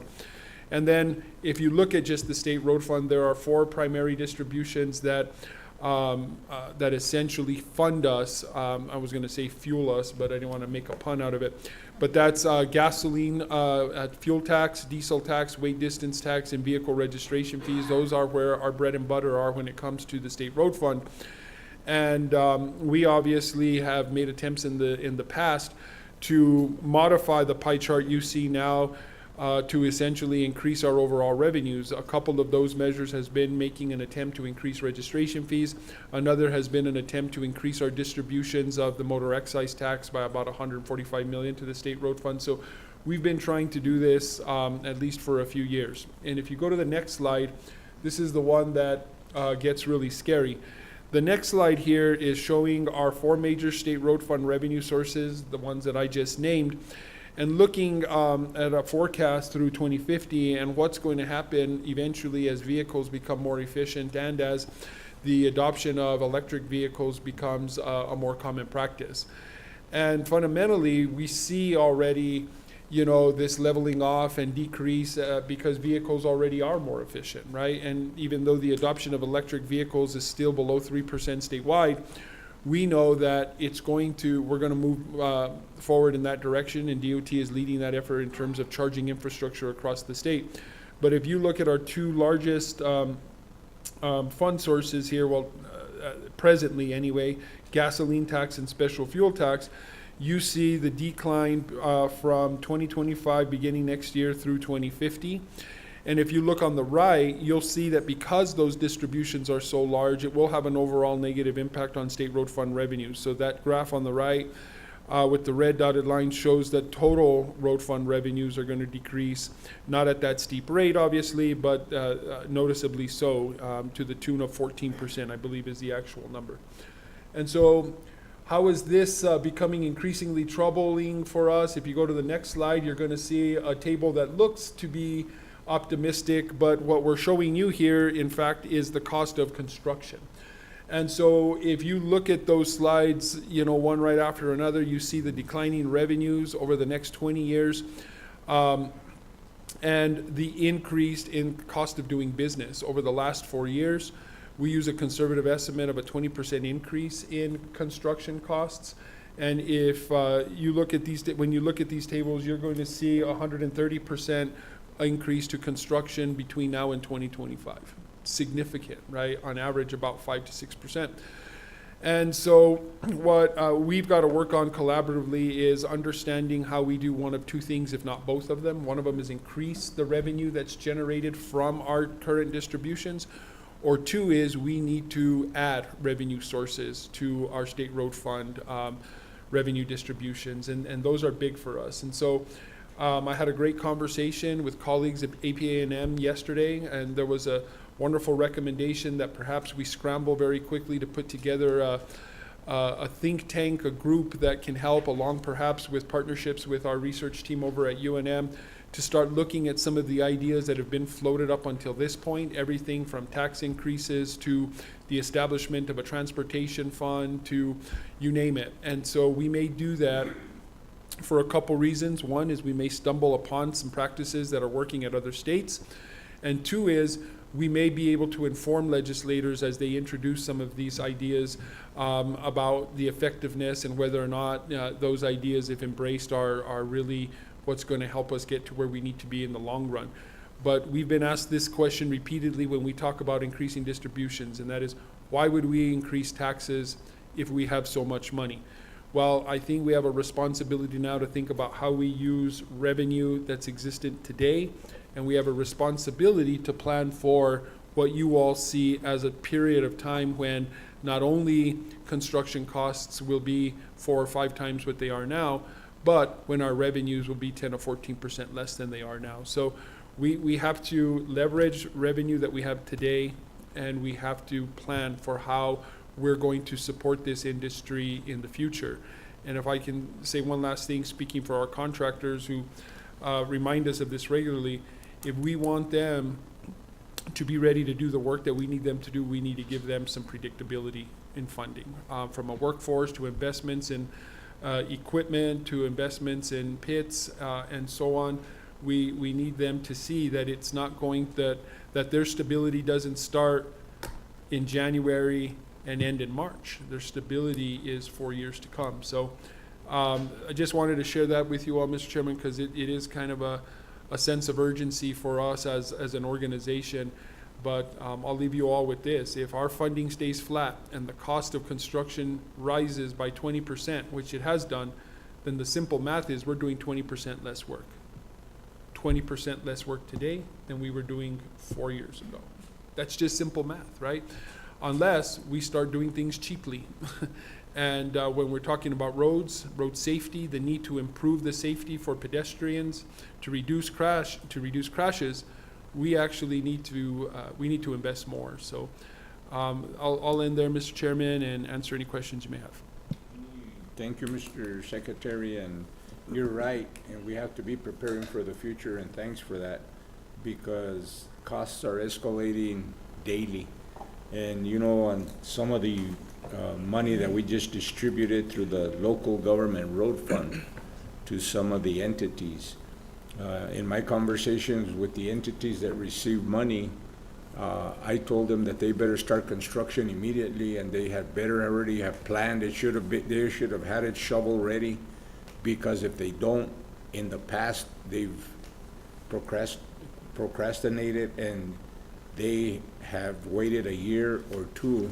Then they come back to the commission and say, hey, we're $500,000 short, or we're $1 million short. And so people need to start taking that into consideration. And so thank you for your planning, and we want to do whatever we need to do to make sure that not only are we stable, but that our partners like the contractors and others, that they're stable and that they can get a good read on us and we can get a good read on them. So with that being said, is there any other comments? If not, thank you, Mr. Secretary, for that great update. Thank you. And now we're going to go to another one of our partners that we're hoping never lets our funds run dry. And that's our partner from FHWA. And that's Marilyn. Thank you. Welcome. Hi, good morning. I'm Marilyn Ochoa. I am the Engineering and Field Operations Supervisor for Federal Highway Administration. I'm here for our Division Administrator, Cindy Vigu, who couldn't make it today. Just giving you guys a brief update. First of all and foremost, thank you for having us on the table. We know that as federal partners, it's very essential that we all work together in getting the traveling public a good transportation system. So thank you for that. As you know, it's our end of the fiscal year, so we're working very hard to spend those monies authorizing projects and obligating our 24 obligation apportionment. We want to thank everybody at MDOT who has been working hard. I know sometimes we've been asking a little bit more of them to get these funds obligated. So thank you so much for your collaboration. It takes a team effort. I know division administrator wanted to highlight Jolene Herrera, who has been very helpful in that, and Mallory at Pod, and everybody at all throughout the districts that have helped us so much. We've been also focusing on our inactive projects. Those are projects that have been stalled for a little bit, is spending those funds, particularly in District 3. We want to thank Secretary Serna and his effort to kind of push and get those funds. As Mr. Chairman had mentioned, that sometimes we obligate the money and it's just standing there. So we want to make sure that we're spending that money, the federal money. Also, New Mexico is expected to receive $516 million in the 25 apportionment. We have not heard what our obligation limitation will look for the first quarter, if it's going to be a partial or a full limitation. So as soon as we get information of that, we'll share that with you guys. And as Secretary Serna had mentioned, they launched their safety summit with their Target Zero initiative, and of course, with Federal Highway, we want to ensure that safety is our first priority. So we're here to support NMDOT with that initiative. And thank you for your time. I know it was really short, but well, thank you for being here, and we appreciate the partnership that we continue to have with you, and we really count on funding from FHWA to make sure that we're continuing to keep up with our roads. So thank you. Right, and we have those discretionary grants. We always encourage everybody to apply. As you mentioned, having those shelf projects or ready to go projects makes that a little bit easier. So. Of course, to improve our roads in New Mexico. We all live here, so we want the best for it. And if you guys look under the carpet or under wherever and you find any money, throw it this way right away. Let's spend it. Of course. Well, thank you. Thank you for being here. With that, I'm going to go ahead and move on to Mallory. Paul, as soon as we get to after E, we'll take the pictures. Thank you. Good morning, Chairman and Commissioners. Hello, Mallory. How are you? Well, I want to hear the joke. All right, you guys ready? Yeah. Why couldn't the toilet paper cross the road? I don't want to answer that one, but go ahead. It got stuck in the crack. All right, well. And I can't even blame that on Commissioner Taylor because he's not here. I was going to say another one. I do have another one. Okay, well, go ahead. What do Chick-fil-A and the Raiders have in common? Oh, no. Let's not answer that one. I know Dave knows. Where is Dave? Not here? They both don't show up to work on Sundays. Oh, so so everybody's gonna laugh at that because I'm a Raider fan. You know what? I'm gonna adjourn this meeting. You should have told that joke earlier. Hey, let me tell you, there goes the day of admin leave for everybody that attended. Well, Chairman and Commissioners, I do have the presence of the Budget Bureau and the Economist Group with me, so I would like to have them stand up and introduce themselves. Michael Morrison, Chief Economist, been here 3 years. Jennifer Reibel, Budget Analyst Advanced, I've been with DOT for the last 6 years. Daniel Lopez, Budget Analyst, I've been with DOT for 11 years. Bob Blanchard, Senior Economist, I've been with for 4 months. Shuts off. Senior Economist at DOT for 4 months. Well, Daniel Salazar, Highway Operations Budget Analyst, been here for 3 years. John Tennyson, Budget and Revenue Director. Overall, I've been at DOT for 11 years. So this is a group that submitted our budget last commission during the special session. So they are the team that puts together our budget each and every year. They have 2 statutory dates that they have to meet, which is September 1st and May 1st. So I'd just like to recognize them and thank them for all their hard work and dedication. And as you can see, they have longevity with the department and they showed their dedication throughout the years. I am excited to show though that this is the first time in 3 years that we have a full team of economists. We've always only had 1 and now we have a group of 3, so I'm very proud of that. So thank you guys. I might have my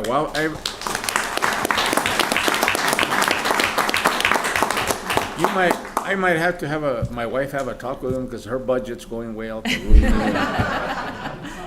No, on behalf of the commission, I want to thank you for the work that you do, and as I said earlier, you're all a piece of the puzzle, and an important piece.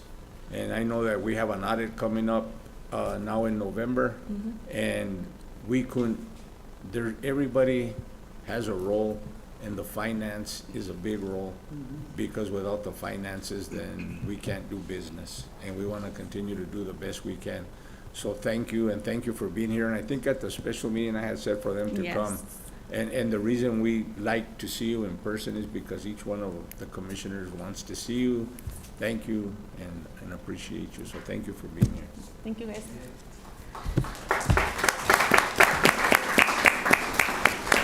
And speaking of our audit, we are in the middle of our audit. We will get the results at the end of November.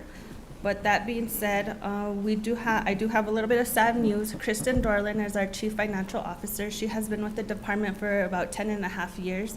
She has recently resigned. She has taken a position with another state agency, so she will be moving on. And unfortunately, she couldn't be here with us because she is dedicated to the audit, so she is finishing her last tasks. But I did want to publicly thank her for her dedication and services that she did provide for the department, and she will surely be missed. Hey, Mallory, on behalf of the commission, would you extend our appreciation for everything? I knew her personally. I used to go give her a hard time. So let her know that we appreciate all the work that she's done, and that we're very, very sad that she's leaving us, and that hopefully maybe she'll come back. Yes, I did let her know she's always welcome. Well, I will get to our update. There's not very much. I only have 2 months' worth of activity.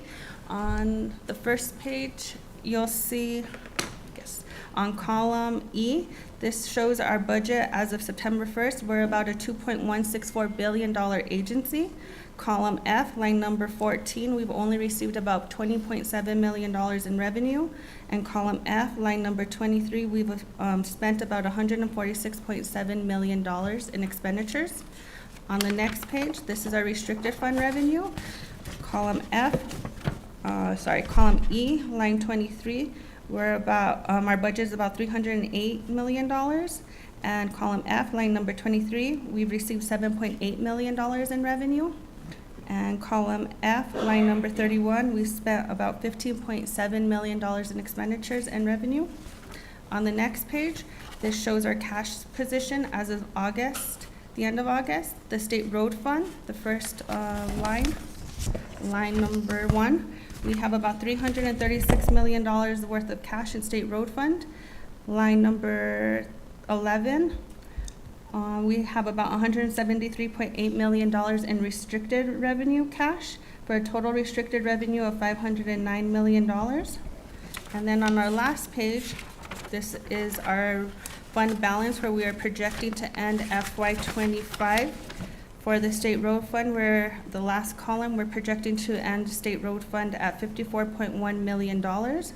And then the last column shows a negative of 2.7 million, but that's just because you will see line number 11 and line number 14. Those are NHTSA fund, the NHTSA fund, which is Fund 110, and the FTA fund, which is Fund 130. Those are federal funds. Those are 100% reimbursable, and we seek reimbursement on every month. So as we spend, we get money back, and that's why you see the negative on line number 26. So overall, we're showing a balance of $51.4 million in fund balance. And that, Mr. Chairman and Commissioners, I stand for any questions. And I only have one question every time, and it is, are you happy with the budget? Yes, I am. Any other questions, comments from commissioners? With that, Mallory, thank you for the job you do too, and it's very much appreciated. And send a big shout out to all your team when you get back. Thank you. Okay. With that, we'll go on to Mark Lovato, another Raider fan.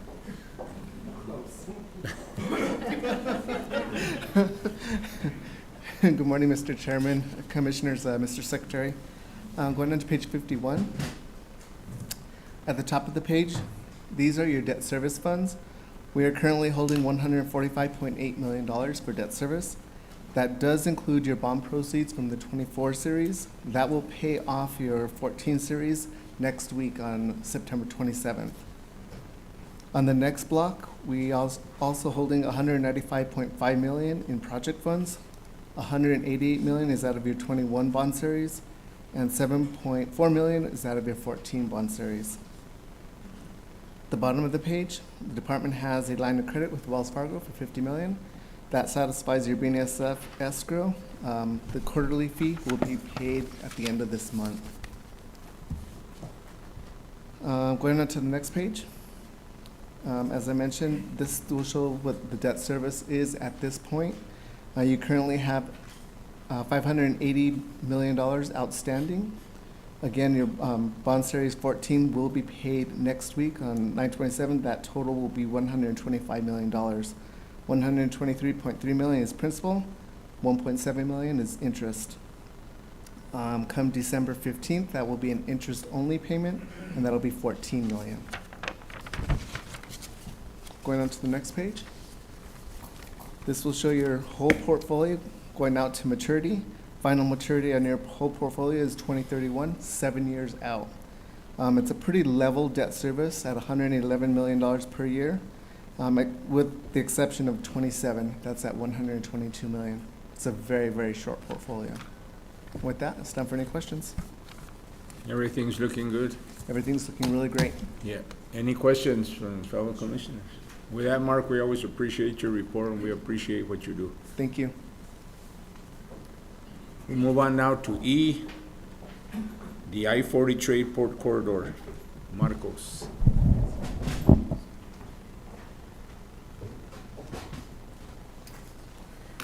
Mr. Chairman, members of the commission, thank you for having the county here today. We appreciate it, and thank you, Vice Chair Chenoweth, for having us. Gary, good to see you. I'm glad that we got you out of the river, so all your fly fishing fun. I would like to also say we also have from the county Carolyn Tobias, Sue Gonzalez, and Elias Archuleta, and our partners at Sandoval County, Dory Dominguez. So we're here today to talk about the I-40 Trade Port Corridor. If on the first slide, if you want to hit the next slide.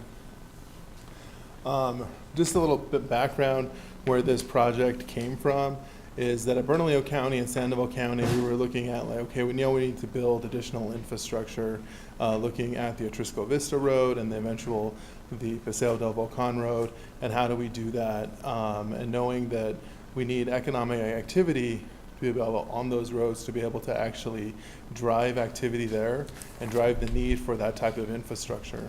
And then during at the same time, we were looking at having COVID happening, where supply chain issues, USDOT is trying to solve a lot of challenges. And so seeing that the ports are going to be moving a lot of the goods inward and making it a lot more manageable how the country really manages its supply chain issues.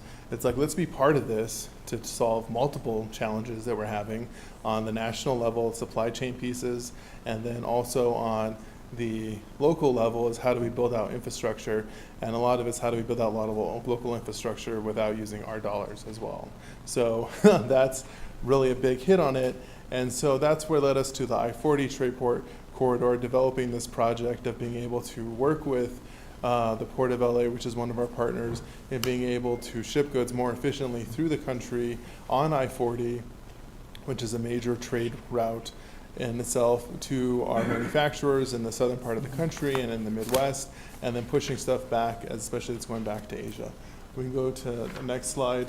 So as I said, this is really a public-private partnership that we've established locally here and across Arizona and the Port of LA, and with our private partners, GLD partners as well. Next slide.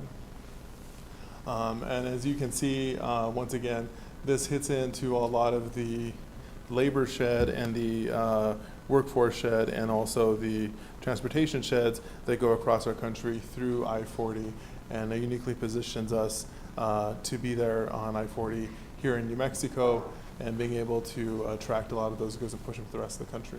Next slide.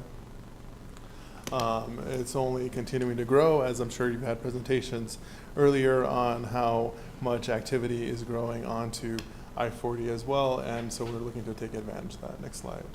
And so our major phase one with our partnerships that we've established is once again in the Port of LA, in Kingman, Arizona, Winslow, Arizona, and in Tradeport Albuquerque. And each of these different pieces are trying to add value chain, so think of it as a pearl string of activity onto it. So it's not only just for the shipping piece, but also how our country is going to be eventually shipping goods in terms of the trucking. So as we look to get hydrogen technology or EV technology, of building that infrastructure, because there is no infrastructure on our major highways to support that pieces. So this is an addition to our project of not only being a warehousing distribution site, but also a clean energy site, and really leading the way for the country to develop this pearl string of activity along our major activities, and being able to have those charging and those fueling stations as we eventually switch over to hydrogen or other types of technology to push our goods through. Next slide. So with this, we were in New Mexico. We had the I-40 Tradeport Corridor and the I-10 Tradeport Corridor were designated as regional infrastructure accelerator programs through the US DOT and through the Build America Bureau. Most recently, I-40 Tradeport Corridor, we were awarded a $15 million planning grant from RAISE. So there were over 1,200 grants that went in, and less than 10% were chosen. And they really, US DOT has talked to us, they really like these type of projects, meaning with the I-40 Tradeport piece, because it accomplishes two things that Congress has asked, that it involve multi-states and also clean energy. And so hitting both those facets on it has really attracted the federal investment. So about more than a third of the money here will be plowed into New Mexico for planning pieces, and the rest will be working with our partners in Arizona as well on that. And then, as I said, again, this is touching on the private partners pieces. And we've also, just as a note, we've also attracted UC Berkeley is working with us as well. That's really applying for a planning grant to be able to do a lot of the autonomous testing on rural and Pueblos as well. So they're partnering with Laguna Pueblo and the University of New Mexico in sharing that technology and those pieces. Next slide. And so, as I said, where we're at currently is looking to try to get site control of an initial site to be able to develop the first piece of the Tradeport piece, and then we'll be working with our other partners in Arizona to get those pieces. We're very close to having site control here at Trisco Vista, so we can begin those pieces. Next slide. And so after that, we're going to continue on applying for additional grants, additional funding opportunities, and moving on through our different phases. This is my contact information. If you have any questions, what we would ask from you all as a commission, if we could have a general letter of support that we could use in future funding applications to be able to show we have the support of this commission. We are on the STIP as well, and Secretary Cerna's office has been great in supporting us and giving us large support, but we would greatly appreciate a letter from you all as well. With that, I'll have any questions. Well, on behalf of the commission, thank you. This is very, very good information, and we appreciate it and taking the time to come and share it with us. Fellow commissioners, if you have any questions. Thank you, Mr. Chair. Marcos, great to see you, and just want to thank you for all of the work that has led up to this presentation and that which you have going forward. It's absolutely critical for this, not just community, but for the state, the entire region. I remember the first two meetings that I attended as a commissioner, there was a focus on both of those with regard to I-40 and the extraordinary needs that we have. We were out in Gallup and Grants and heard about the challenges that those communities face, but it's much broader than those communities. It's all the businesses that are here, others throughout the country who are coming through New Mexico. We need to continue to make those improvements, and I appreciate your efforts there. And Mr. Chair, I remember, Tom, just to share another add note as well, we're also working with other groups that are doing other pieces like that, like in McKinley County's group. The New Mexico Environment Department actually took our business model and used it to apply for their climate pollution reduction grant. That was a $500 million grant they applied for this spring. Unfortunately, we weren't selected for it, but we understand we got high praises from the EPA on it. but we're continuing to evolve and include many partners across the state as well as we can to be able to use this business model to attract additional federal funds to help us invest in the infrastructure we need to grow our economy and change our economy. Thank you. Any other comments? Yes, thank you. Yes. Thank you, Marcos, for that presentation, and thank you for the partnership that you have with Sandoval County as well. And just really want to say thank you for being a catalyst for public-private partnerships, right? So that we can create maybe a little bit of urgency on getting this done and starting to have the impact sooner rather than later. So thank you so much. Thank you. Commissioner Lundstrom? Thank you for the presentation. I saw something that was analogous to this presentation from the New Mexico, the COG out of Gallup, out of McKinley County. And I know that they've been working on this, this hydrogen situation and all the trade across the state of New Mexico. Have you guys had a chance to talk with the counties along I-40 as well as Bernalillo and Sandoval County? So for Mr. Chair and Member Lundstrom, so just for locally, the partners that are part of the I-40 trade port here are Sandoval County and the village of Las Lunas. We have worked with McKinley County and that group as well in the CPRG, and we keep them up to date as well. And then actually next week, we're participating in the Governor's Economic Development Conference, and we're all going to be speaking on the panels to talk about our trade port pieces from the I-41, the McKinley County, and then the I-10 as well. And I believe Representative Lundstrom is going to be coordinating some funding requests for this next session. So for all of our pieces can have some state funding for infrastructure as well that's needed. But we are working with them as well. Thank you. Just a quick side note, I'm speaking with the secretary. He says that he's giving you a letter of support. Are you requesting a letter of support from the commission also? Mr. Chair, yes. Okay. Mr. Secretary. Marcos, good to see you. Thanks for being here. Just so that the commission knows, I was invited and attended a trip with this group along with the partners in Arizona to meet with the Long Beach port officials to discuss, you know, the options, the strategy, and you know what an inland port would fundamentally do for trade moving west to east. So. Very familiar with the project, and will continue to be supportive. I have just a question about the role of UC Berkeley in autonomous testing. Now, we have a company in Albuquerque that's already engaged in autonomous testing. Are they being considered as a partner for, I mean, they've done a tremendous amount of research and have made a big investment already in autonomous testing, and they're doing that primarily on 25 and 40. Mr. Chair and Secretary Stern, I'd have to check with UC Berkeley if they're including them. They are wanting to include local partners as well, but the grant piece was specifically for local rural areas, and then from the U.S. DOT, they see Albuquerque as being rural still, and really the Pueblo areas as well.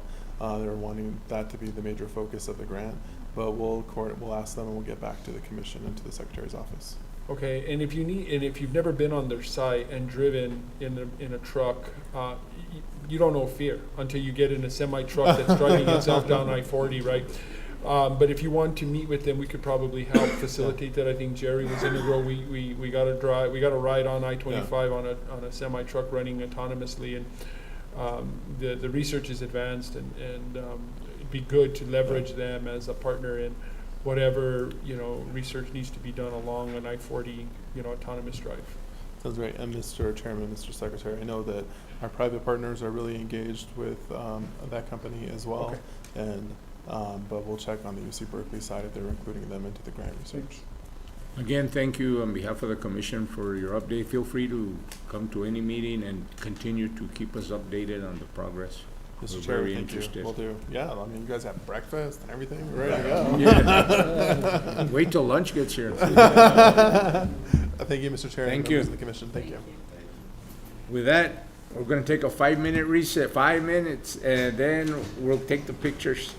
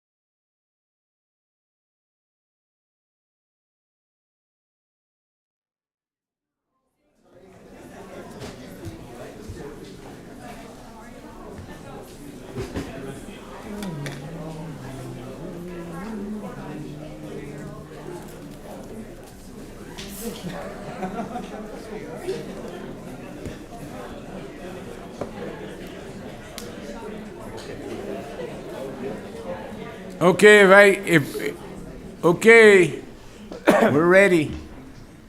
Turn it over, Paul.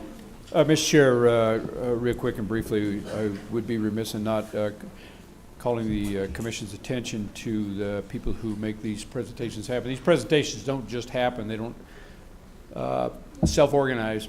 So I want to thank Mr. Miguel Fierro right here for, on my side here, for putting together this video. He's the video genius, the artist who makes me and others look better than otherwise possible. So, and I'd like to re-thank Janae Gallegos and Kim Gallegos for hosting this. And then, of course, I'm sure at the end of it, you'll thank the rest of the staff for making all this AV Yeah, I want to echo that. I always want to give a shout out to the IT people, because the IT come up here the day before, they set up, and they make all this happen. And I know sometimes they work tirelessly. So IT staff, all the people you mentioned, we want to give them all a shout out on behalf of the Mr. Chair, my special thanks, and on behalf of the other district engineers, I'm sure, to Miguel here for piecing it all together. So thank you so much. Alan and Paul, there they is. He's behind the column there. Yes. There you go. Put it all together, make it happen. Thank you so much. Thank you. Before I continue, I didn't see Representative Cates earlier. I was able to see her, and on behalf of this commission and on behalf of DOT, I want to say thank you, because it's your work over there at the session and your work throughout the year that helps us get the funding that's needed for us to continue to do the projects that we do. I think, and the secretary can correct me if I'm wrong, but I think as the last time we spoke, we have 90 projects at $1.2 billion currently active right now. And so thank you for the work you do up there and the representation you do for us and for the whole state. If you want to say a couple of words, you can come up, and we'd be honored to have you. Thank you, Chair and Secretary and Engineer Brasher. Thank you very much. Definitely. You just said a very large number for the investments we're making in transportation right now, and yet it's only a fraction that is needed, is it not? And so just know that we are advocating constantly. We understand the importance of safety, accessibility, connecting, as well as economic development in our transportation department. And so I want to thank you for your invitation for this. Welcome to Rio Rancho. I hope you ate well last night. We're very proud of our community here. And I'm very impressed with Commission and being able to acknowledge the hard work of everyone at NMDOT. I understand the sacrifice in this skilled labor, as well as the safety concerns. Our day-to-day work is as we connect New Mexico. So thank you. And thank you for being here. Thank you. With that, I'm going to go on to the New Mexico Rail Runner Express Annual Report. Tony Sylvester, thank you. Good morning. I'm not Tony Sylvester, but I'll just say a few words and then I'll introduce him if you don't mind. Good morning, Chairman Adams, as well as commissioners, and of course, Mr. Secretary. I think we presented last year up in Angel Fire, and so this is our annual report. Again, I'm Dewey Cave. I'm the Executive Director of the Rio Metro Regional Transit District, as well as the Mid-Region Council of Governments. And no doubt most of you are aware that Rio Metro serves as the New Mexico Rail Runner fiscal agent on behalf of the NMDOT, and we also do some capital and maintenance on the system at the behest of the NMDOT.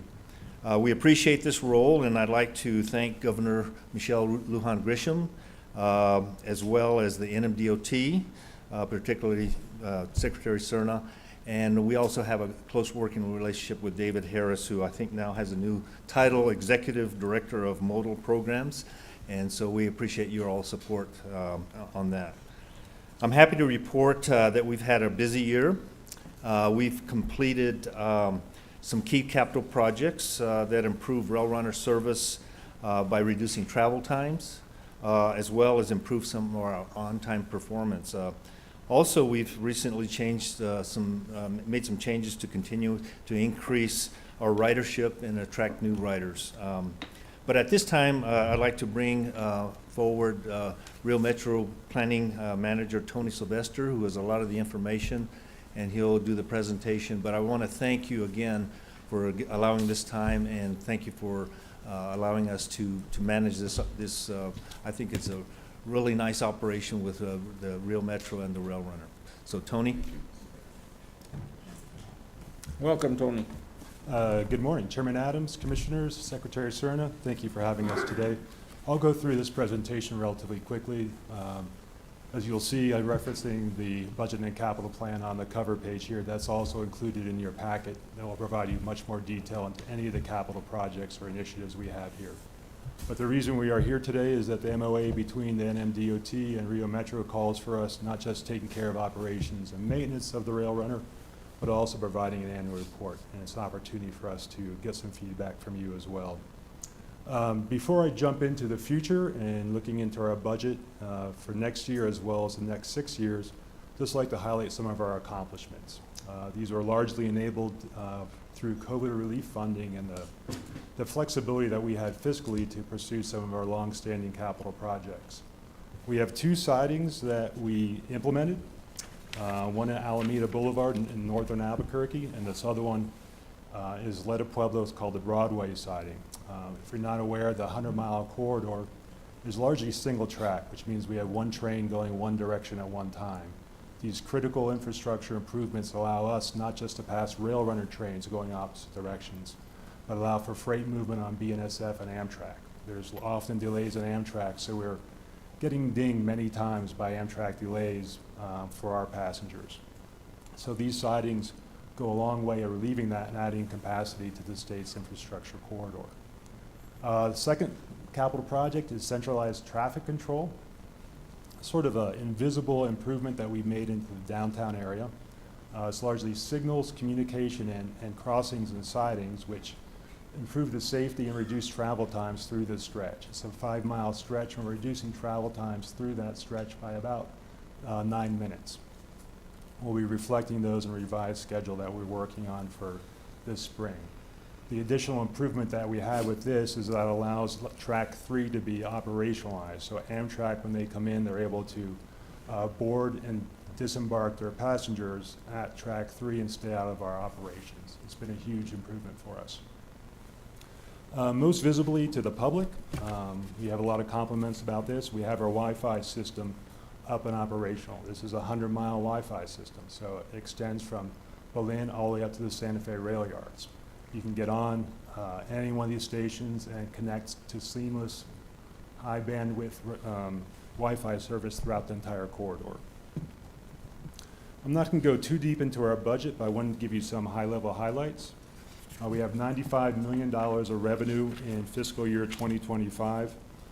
The important thing for us to note, and we're working on this internally, is that all COVID relief funds are expended this year. We have no more of that flexibility that we had in past years to sort of do the replace GRT and local funds with COVID relief funds. So we are now back to a normal regular budget. So we are reliant on federal formula funds, largely gross receipts tax, which has been increasing, and also fares and other sort of licensing and leasing fees that we have for our corridor. Costs, I also do want to note that the DOT helped direct some federal funding to us, Congestion Mitigation Air Quality Fund, and then Carbon Reduction Funds. We are one of the few sort of projects in New Mexico at this point that can qualify and use these funds very quickly. And they were very helpful for our next capital plan. I'll show you where they're at in our budget in a second. $78 million of cost. We have to carry a pretty big revenue carryover to cover some of our lagging federal grant reimbursements. Just a couple slides on the budget to keep it very simple. This is our 2024 to 2031 budget. In the gray column, you'll see last year's budget just for reference. The top left section of this is our federal formula funds. These are funds we get in simply because we operate commuter rail and our performance and the type of service we offer in the distance. You can see the ARPA funds and the green box have been removed, so we have no more federal funds. Our formula funds will decrease until about the 2027 level, which is when we normalize them going forward. So there was an increase and a decrease. The decrease clearly overwhelmed the increase that we saw. The second section is our federal discretionary funds. You can see the CMAQ operating assistance, championed by the NMDOT, that comes into our budget, allows us a lot of flexibility with our gross receipts tax funds, which we need for matching our capital projects. And then finally, the congestion mitigation, the CRP funding, and then also some other federal funds we receive for the operations and maintenance facility that I'll talk a little bit about in a slide or two. So a key capital project. The bottom, you'll see the revenues. I'm sorry. That's all right, you're right there. You'll see the revenues. We do have some pass-through projects that we do on behalf of the NMDOT outside of our territory, the Rail Runner territory, as well as for the Bernalillo County, other jurisdictions along there. So we just have to show these in our budget. But for all intents and purposes, $95 million of Rail Runner budget. On the next page, very simply shown operations and maintenance in the green box. This is our day-to-day operations of the train, putting agents on the train, putting engineers in the train, doing dispatch, also maintaining the equipment in a good, safe working condition, keeping our customer service at the level it is. These expenditures remain relatively consistent throughout this time period, so we're not expecting any changes in that regard. In the yellow box, PTC, this is a positive train control debt service that we will be paying through 2037. This is a state infrastructure bank loan you might recall us getting 4 or 5 years ago, I believe. So we thank you for your help for that. It was required for us to move forward. And then finally, in the blue blocks are capital projects. We have a pretty big capital project budget this year. Some of this is carryover with Alameda siding and the Broadway siding. But nonetheless, this varies, and it's regularly around $40 million a year. We just adjust that as we get closer to the operational year. Next slide, please.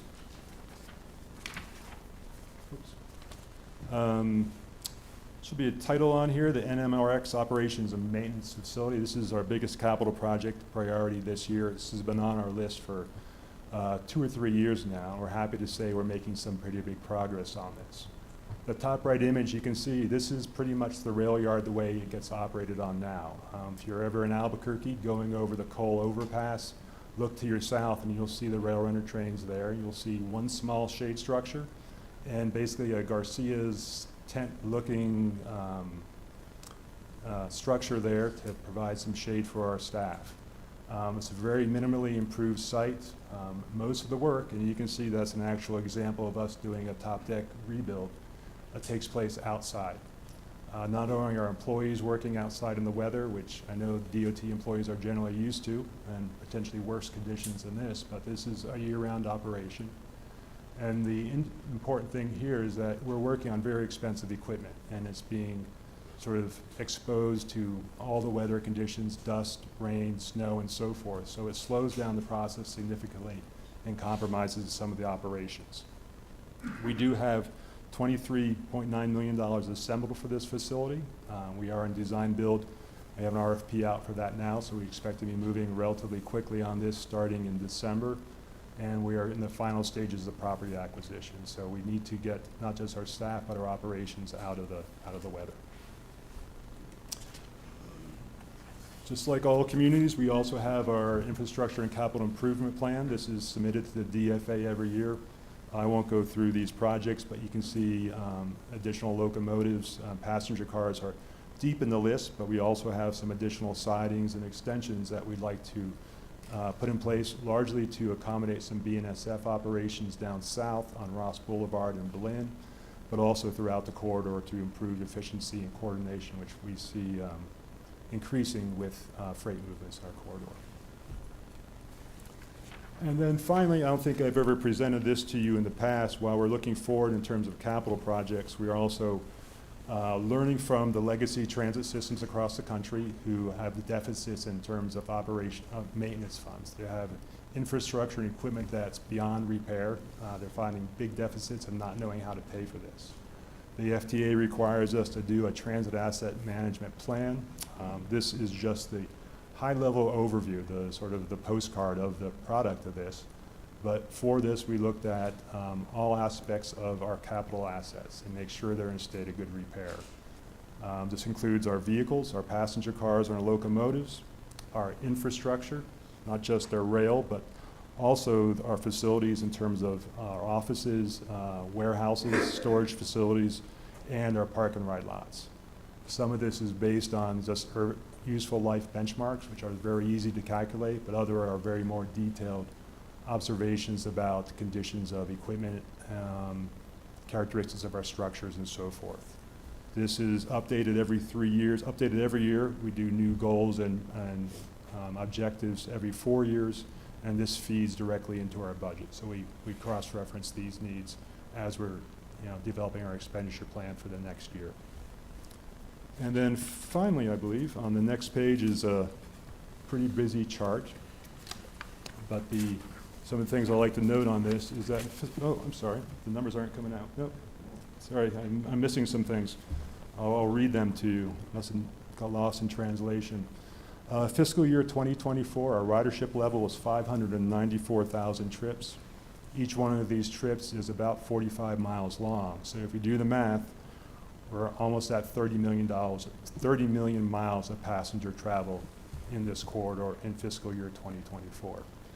We all know this corridor is basically Berlin to Santa Fe, straight shot on I-25. There's basically 30 million passenger miles that potentially, at least a fraction of that, wouldn't be going on the I-25, going for commute and other work trips. That chart shows ridership recovery. We'd like to also report that we're doing well in our recovery.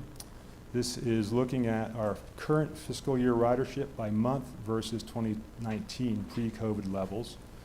In the red line, you'll see the New Mexico Rail Runner, and we are performing at about, forgot my glasses, about 80% of our level in 2019.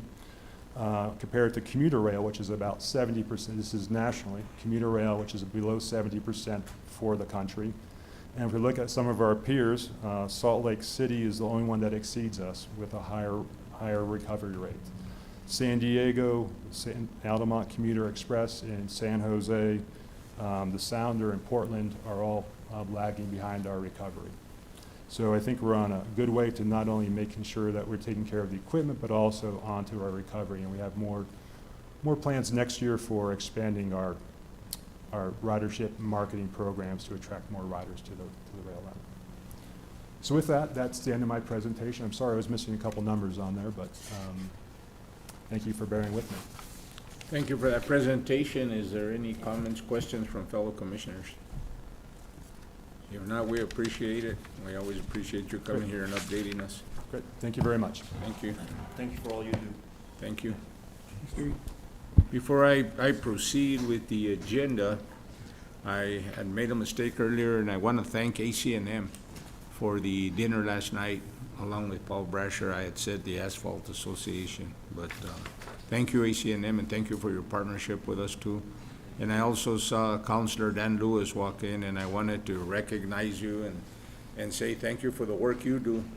And we know it's not easy, but thank you for everything you do for the citizens. And with that, we're gonna go ahead and go on with David Quintana and action item. David, what do you think about all those Raider jokes? Well, I was hoping they'd be funny, for one. But we'll just leave it there, Mal. You could try harder. Okay. Thank you, Mr. Chair, Commissioners. Appreciate your time today. I'm here to present a bar for number 8 for fiscal year 25. Little background, this FY25 bar is a requisite for establishing budget authority within FHWA program to facilitate redistribution funding. The proposed budget adjustment request will increase the budget authority by $55,889,800. The $53.8 million allocated to contractual services category 300 and $2 million designated for grant services category 400. This bar is substantiated by $47.8 million in federal funds and $8.1 million from the state road fund balance. And we are able to fund 3 additional projects, 2 in District 1 and 1 in District 2 with this redistribution funding. Mr. Chair, at this time, I will stand for any questions for this bar, but we kindly request approval.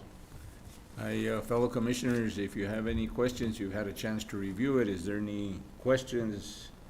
If not, what is the pleasure of this commission? Do I have a motion to approve? Mr. Secretary, what is your recommendation?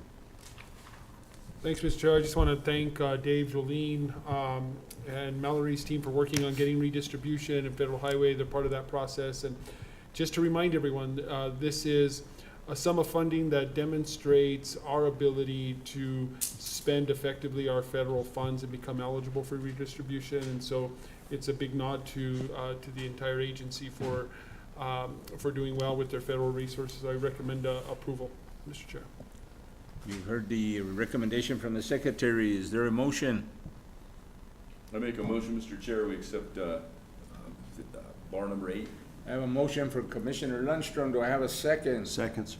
We have a second from Commissioner Tonjes. All in favor? Aye. Aye. Opposed? Thank you, Dave. We Appreciate you, Commissioner. being Thank you. here. Mr. Chair, Commission, thank you. Let's go on to action item bar number 9, redistribution of electric rebate. Jerry. Chairman Adams, members of the commission, thank you for having me here today. My name is Jerry Valdez, Executive Director of Special Projects. An FY25 bar is required to increase grant service Category 400s by $360,700. The Department of Transportation received rebates paid by PNM and other energy providers for the installation of DC fast charging stations. The department will use these funds for utility and demand charges levied by the local electric cooperatives on electricity supplied to DC fast charging stations that the Department of Transportation installs to power the equipment in areas that constitute escalated utility expenses. The state road fund balances support this bar, and we respectfully request your approval.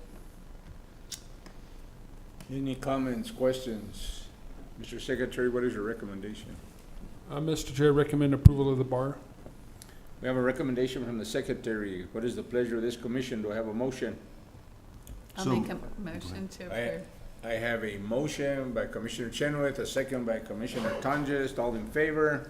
Aye. Opposed? Thank you. And I have a quick question, Jerry. We had talked many meetings ago about signs where we have our charging stations, and I know that they say you can get on a map and you can find them out, but I mean, like there in Las Vegas, I'll use that as an example. There's people that are coming and it's right there and it's very accessible. The rapid chargers, I mean, that's a great resource. Are we anywhere with any signing or anything just to say that that there is a charging station? Chairman Adams, signs have been put up, but I think we can definitely do a better job of putting more signs. We have a little bit of discretionary funds left over from residual obligations that were not expended that are coming back to us that we've actually obligated to put more signs up. So with the remainder of the funds that are available through ARPA, as well as the additional $50 million appropriation that we received in the 2024 legislative session, we will move towards making sure that not only are those charging stations accessible through the web-based applications, but that people know where they are through signages on the highways. We worked with Mr. Rick Padilla to make sure that we're compliant with the federal standards, and those signs will be installed. I appreciate that, because like there at DOT, it's kind of, I mean, it's kind of hard to get there. So where we have a sign that says, and in District 4, we could have a sign charging station or whatever that is. But thank you. Thank you. That answers my question. Thank you, Chairman. Thank you. We're going to go on now for request to restrict vehicle length. Aaron Chavarria. Good morning, Chair Adams, Commissioner, Secretary Serna. This is a request to restrict vehicle length on New Mexico 159. New Mexico 159 is a corridor situated in Catron County. It's categorized as a minor collector, mostly consists of a single lane road. The route offers access to the mining town of Mogollon, and there's various recreational sites in that area. During winter, this is the only accessible route for residents of Mogollon. The road is paved for 9.5 miles and then becomes a graded roadway. District 1 and the Traffic Technical Support Bureau is requesting to prohibit vehicles over 45 feet from traveling on New Mexico 159 between mile marker 3 and mile marker 9.5. This recommendation is based on a study conducted on this segment of roadway, which identified steep grades, limited sight distance, horizontal curves, and roadside features. The study was prompted by public concerns regarding large vehicles traveling on New Mexico 159 and the potential for road closures if those vehicles are unable to navigate through that part of the corridor.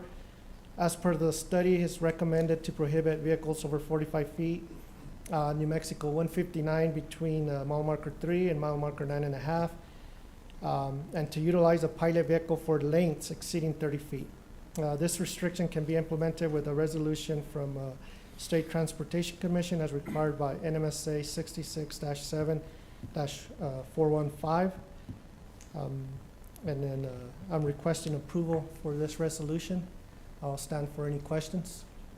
You had brought this item before us at a previous commission meeting for information, and you're requesting action today.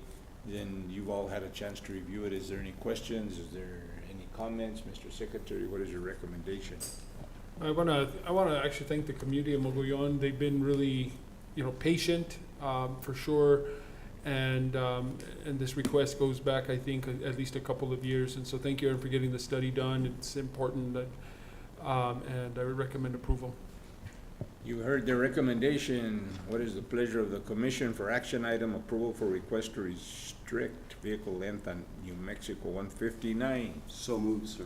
We have a motion by Commissioner Tonjes. second that We motion. have a second by Commissioner Lundstrom. All in favor?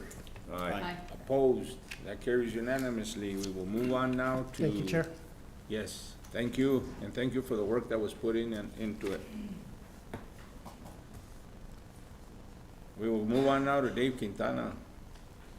Again. Again, Mr. Chair, Commissioners, appreciate this. I am going to talk a little bit about sunsetting Commission Policy 91, alternative pavement design. I'm not going to go over the brief. I think Mr. Padilla went over the brief with you guys last commission meeting. I just want to give a little bit of history, some context as to what transpired, bringing this commission policy on board. Back in July of 2008, if you recall, oil prices jumped to about $147 a barrel. At about that time, the chief engineer at the time, Max Valerio, issued an infrastructure design directive requiring project development engineers to evaluate concrete paving as well as asphalt paving for our projects. We started doing that, and as you recall, I believe one project through that time period was actually the concrete paving came in lower than asphalt paving, and that was that last stretch of US 64 between Clayton and Raton.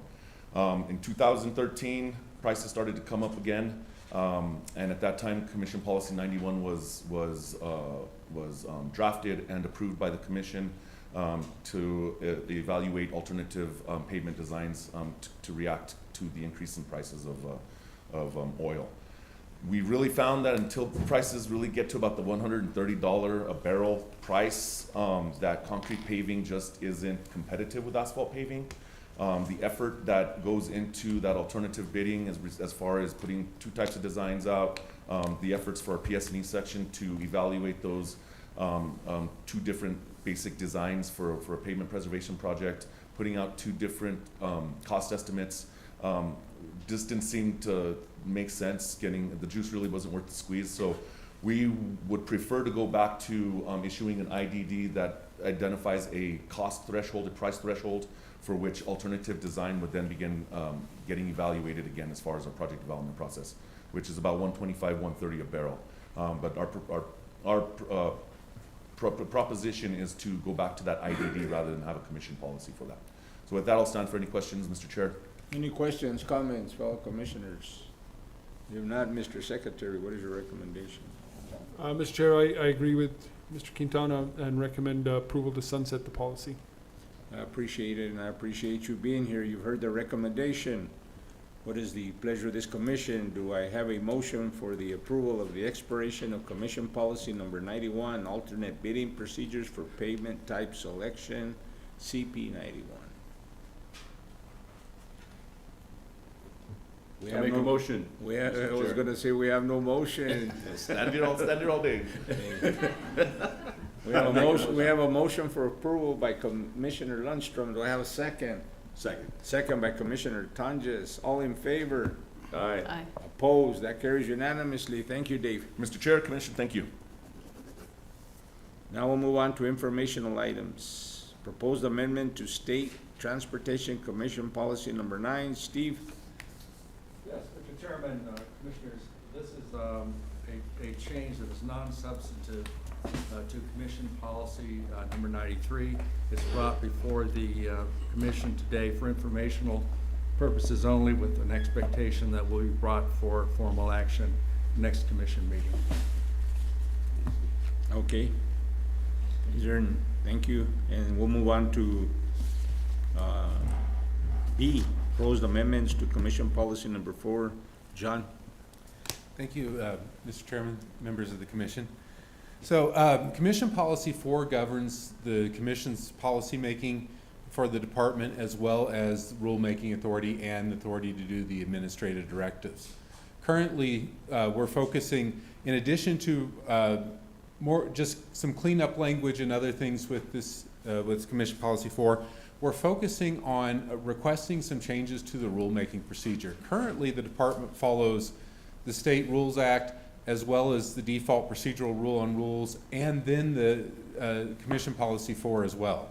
So one of the issues we would are proposing that maybe change in the Commission Policy 4 is currently neither the State Rules Act nor the procedural rule on rules requires publication in newspapers. CP4 still requires publications in newspapers, specifically in a newspaper in each of the districts. What we're suggesting for this rule is for you to consider the change in this policy is to change it to one newspaper of statewide circulation with the option for commissioners to request publication in newspapers in your districts for any particular rulemaking. We think that makes sense because not all rulemakings necessarily impact, some impact statewide and some may impact some districts more than others.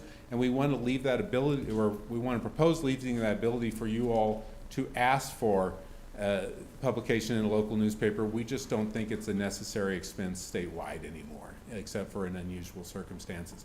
We don't want to do away with the newspaper publication altogether, so we are proposing the default be one newspaper publication. On our most recent large rulemaking, which was for the duties we inherited from the PRC, we spent around between $200 and $2,500 on just newspaper publications for that rulemaking.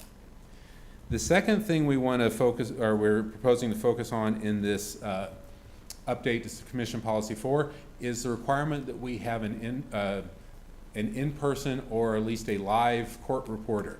Currently, the default procedural rule on rules only requires us to record the public hearings for our rulemaking consistent with the district court's policies. Currently, district courts allow recording or having a stenographer in person. We've discovered over the last couple of years that getting a stenographer, a live stenographer, has been very difficult. For several rulemakings, including the PRC-related rulemakings, we had to do use a remote stenographer to do those because no one in the state was available. We spent about $15,000, a little over $15,000 on the PRC rulemaking. Half of that was spent on stenographers. So what we're proposing is that we eliminate the requirement for a stenographer and just use the district court procedure and have audio recording for that. And then the third major change we're suggesting is currently we have currently the policy directs the secretary to develop a review schedule for rules and administrative directives. We're proposing to extend the schedule for reviewing rules from 5 years to 10 years. A lot of the rules probably don't need to be reviewed every 5 years, and not only that, we're finding that it's not done. We think a 10-year review schedule would work out a lot better for the department, both in terms of keeping rules current, but also having stability, and what we hope would be actually followed, and we would be able to implement this review procedures. So today, this is just for informational purposes, but I always stand for any questions if you have them. Just a quick question, so at our next meeting in November, you'll be requiring an action item, right? Yes, exactly. So I would just say that as soon as you have all the information, which it seems you already do, if you could forward it to the commissioners in advance so that they have a chance to review it thoroughly. Okay. And you've given a great explanation, but this way they can have time to review it, and at that time, if there's any questions before the next meeting, they can ask them. Okay. I appreciate it, and I'll appreciate your work too, and I know you guys are at it every day, so thank you for being here, and we appreciate you. Okay, thank you, Mr. Chairman. Thank you, members of the commission. Okay, this is like everybody's favorite part of the meeting. We already did the last one, so again, I want to ask my fellow commissioners to start thinking about places to host meetings for next year, because we will be approving that at our next meeting, correct, Secretary?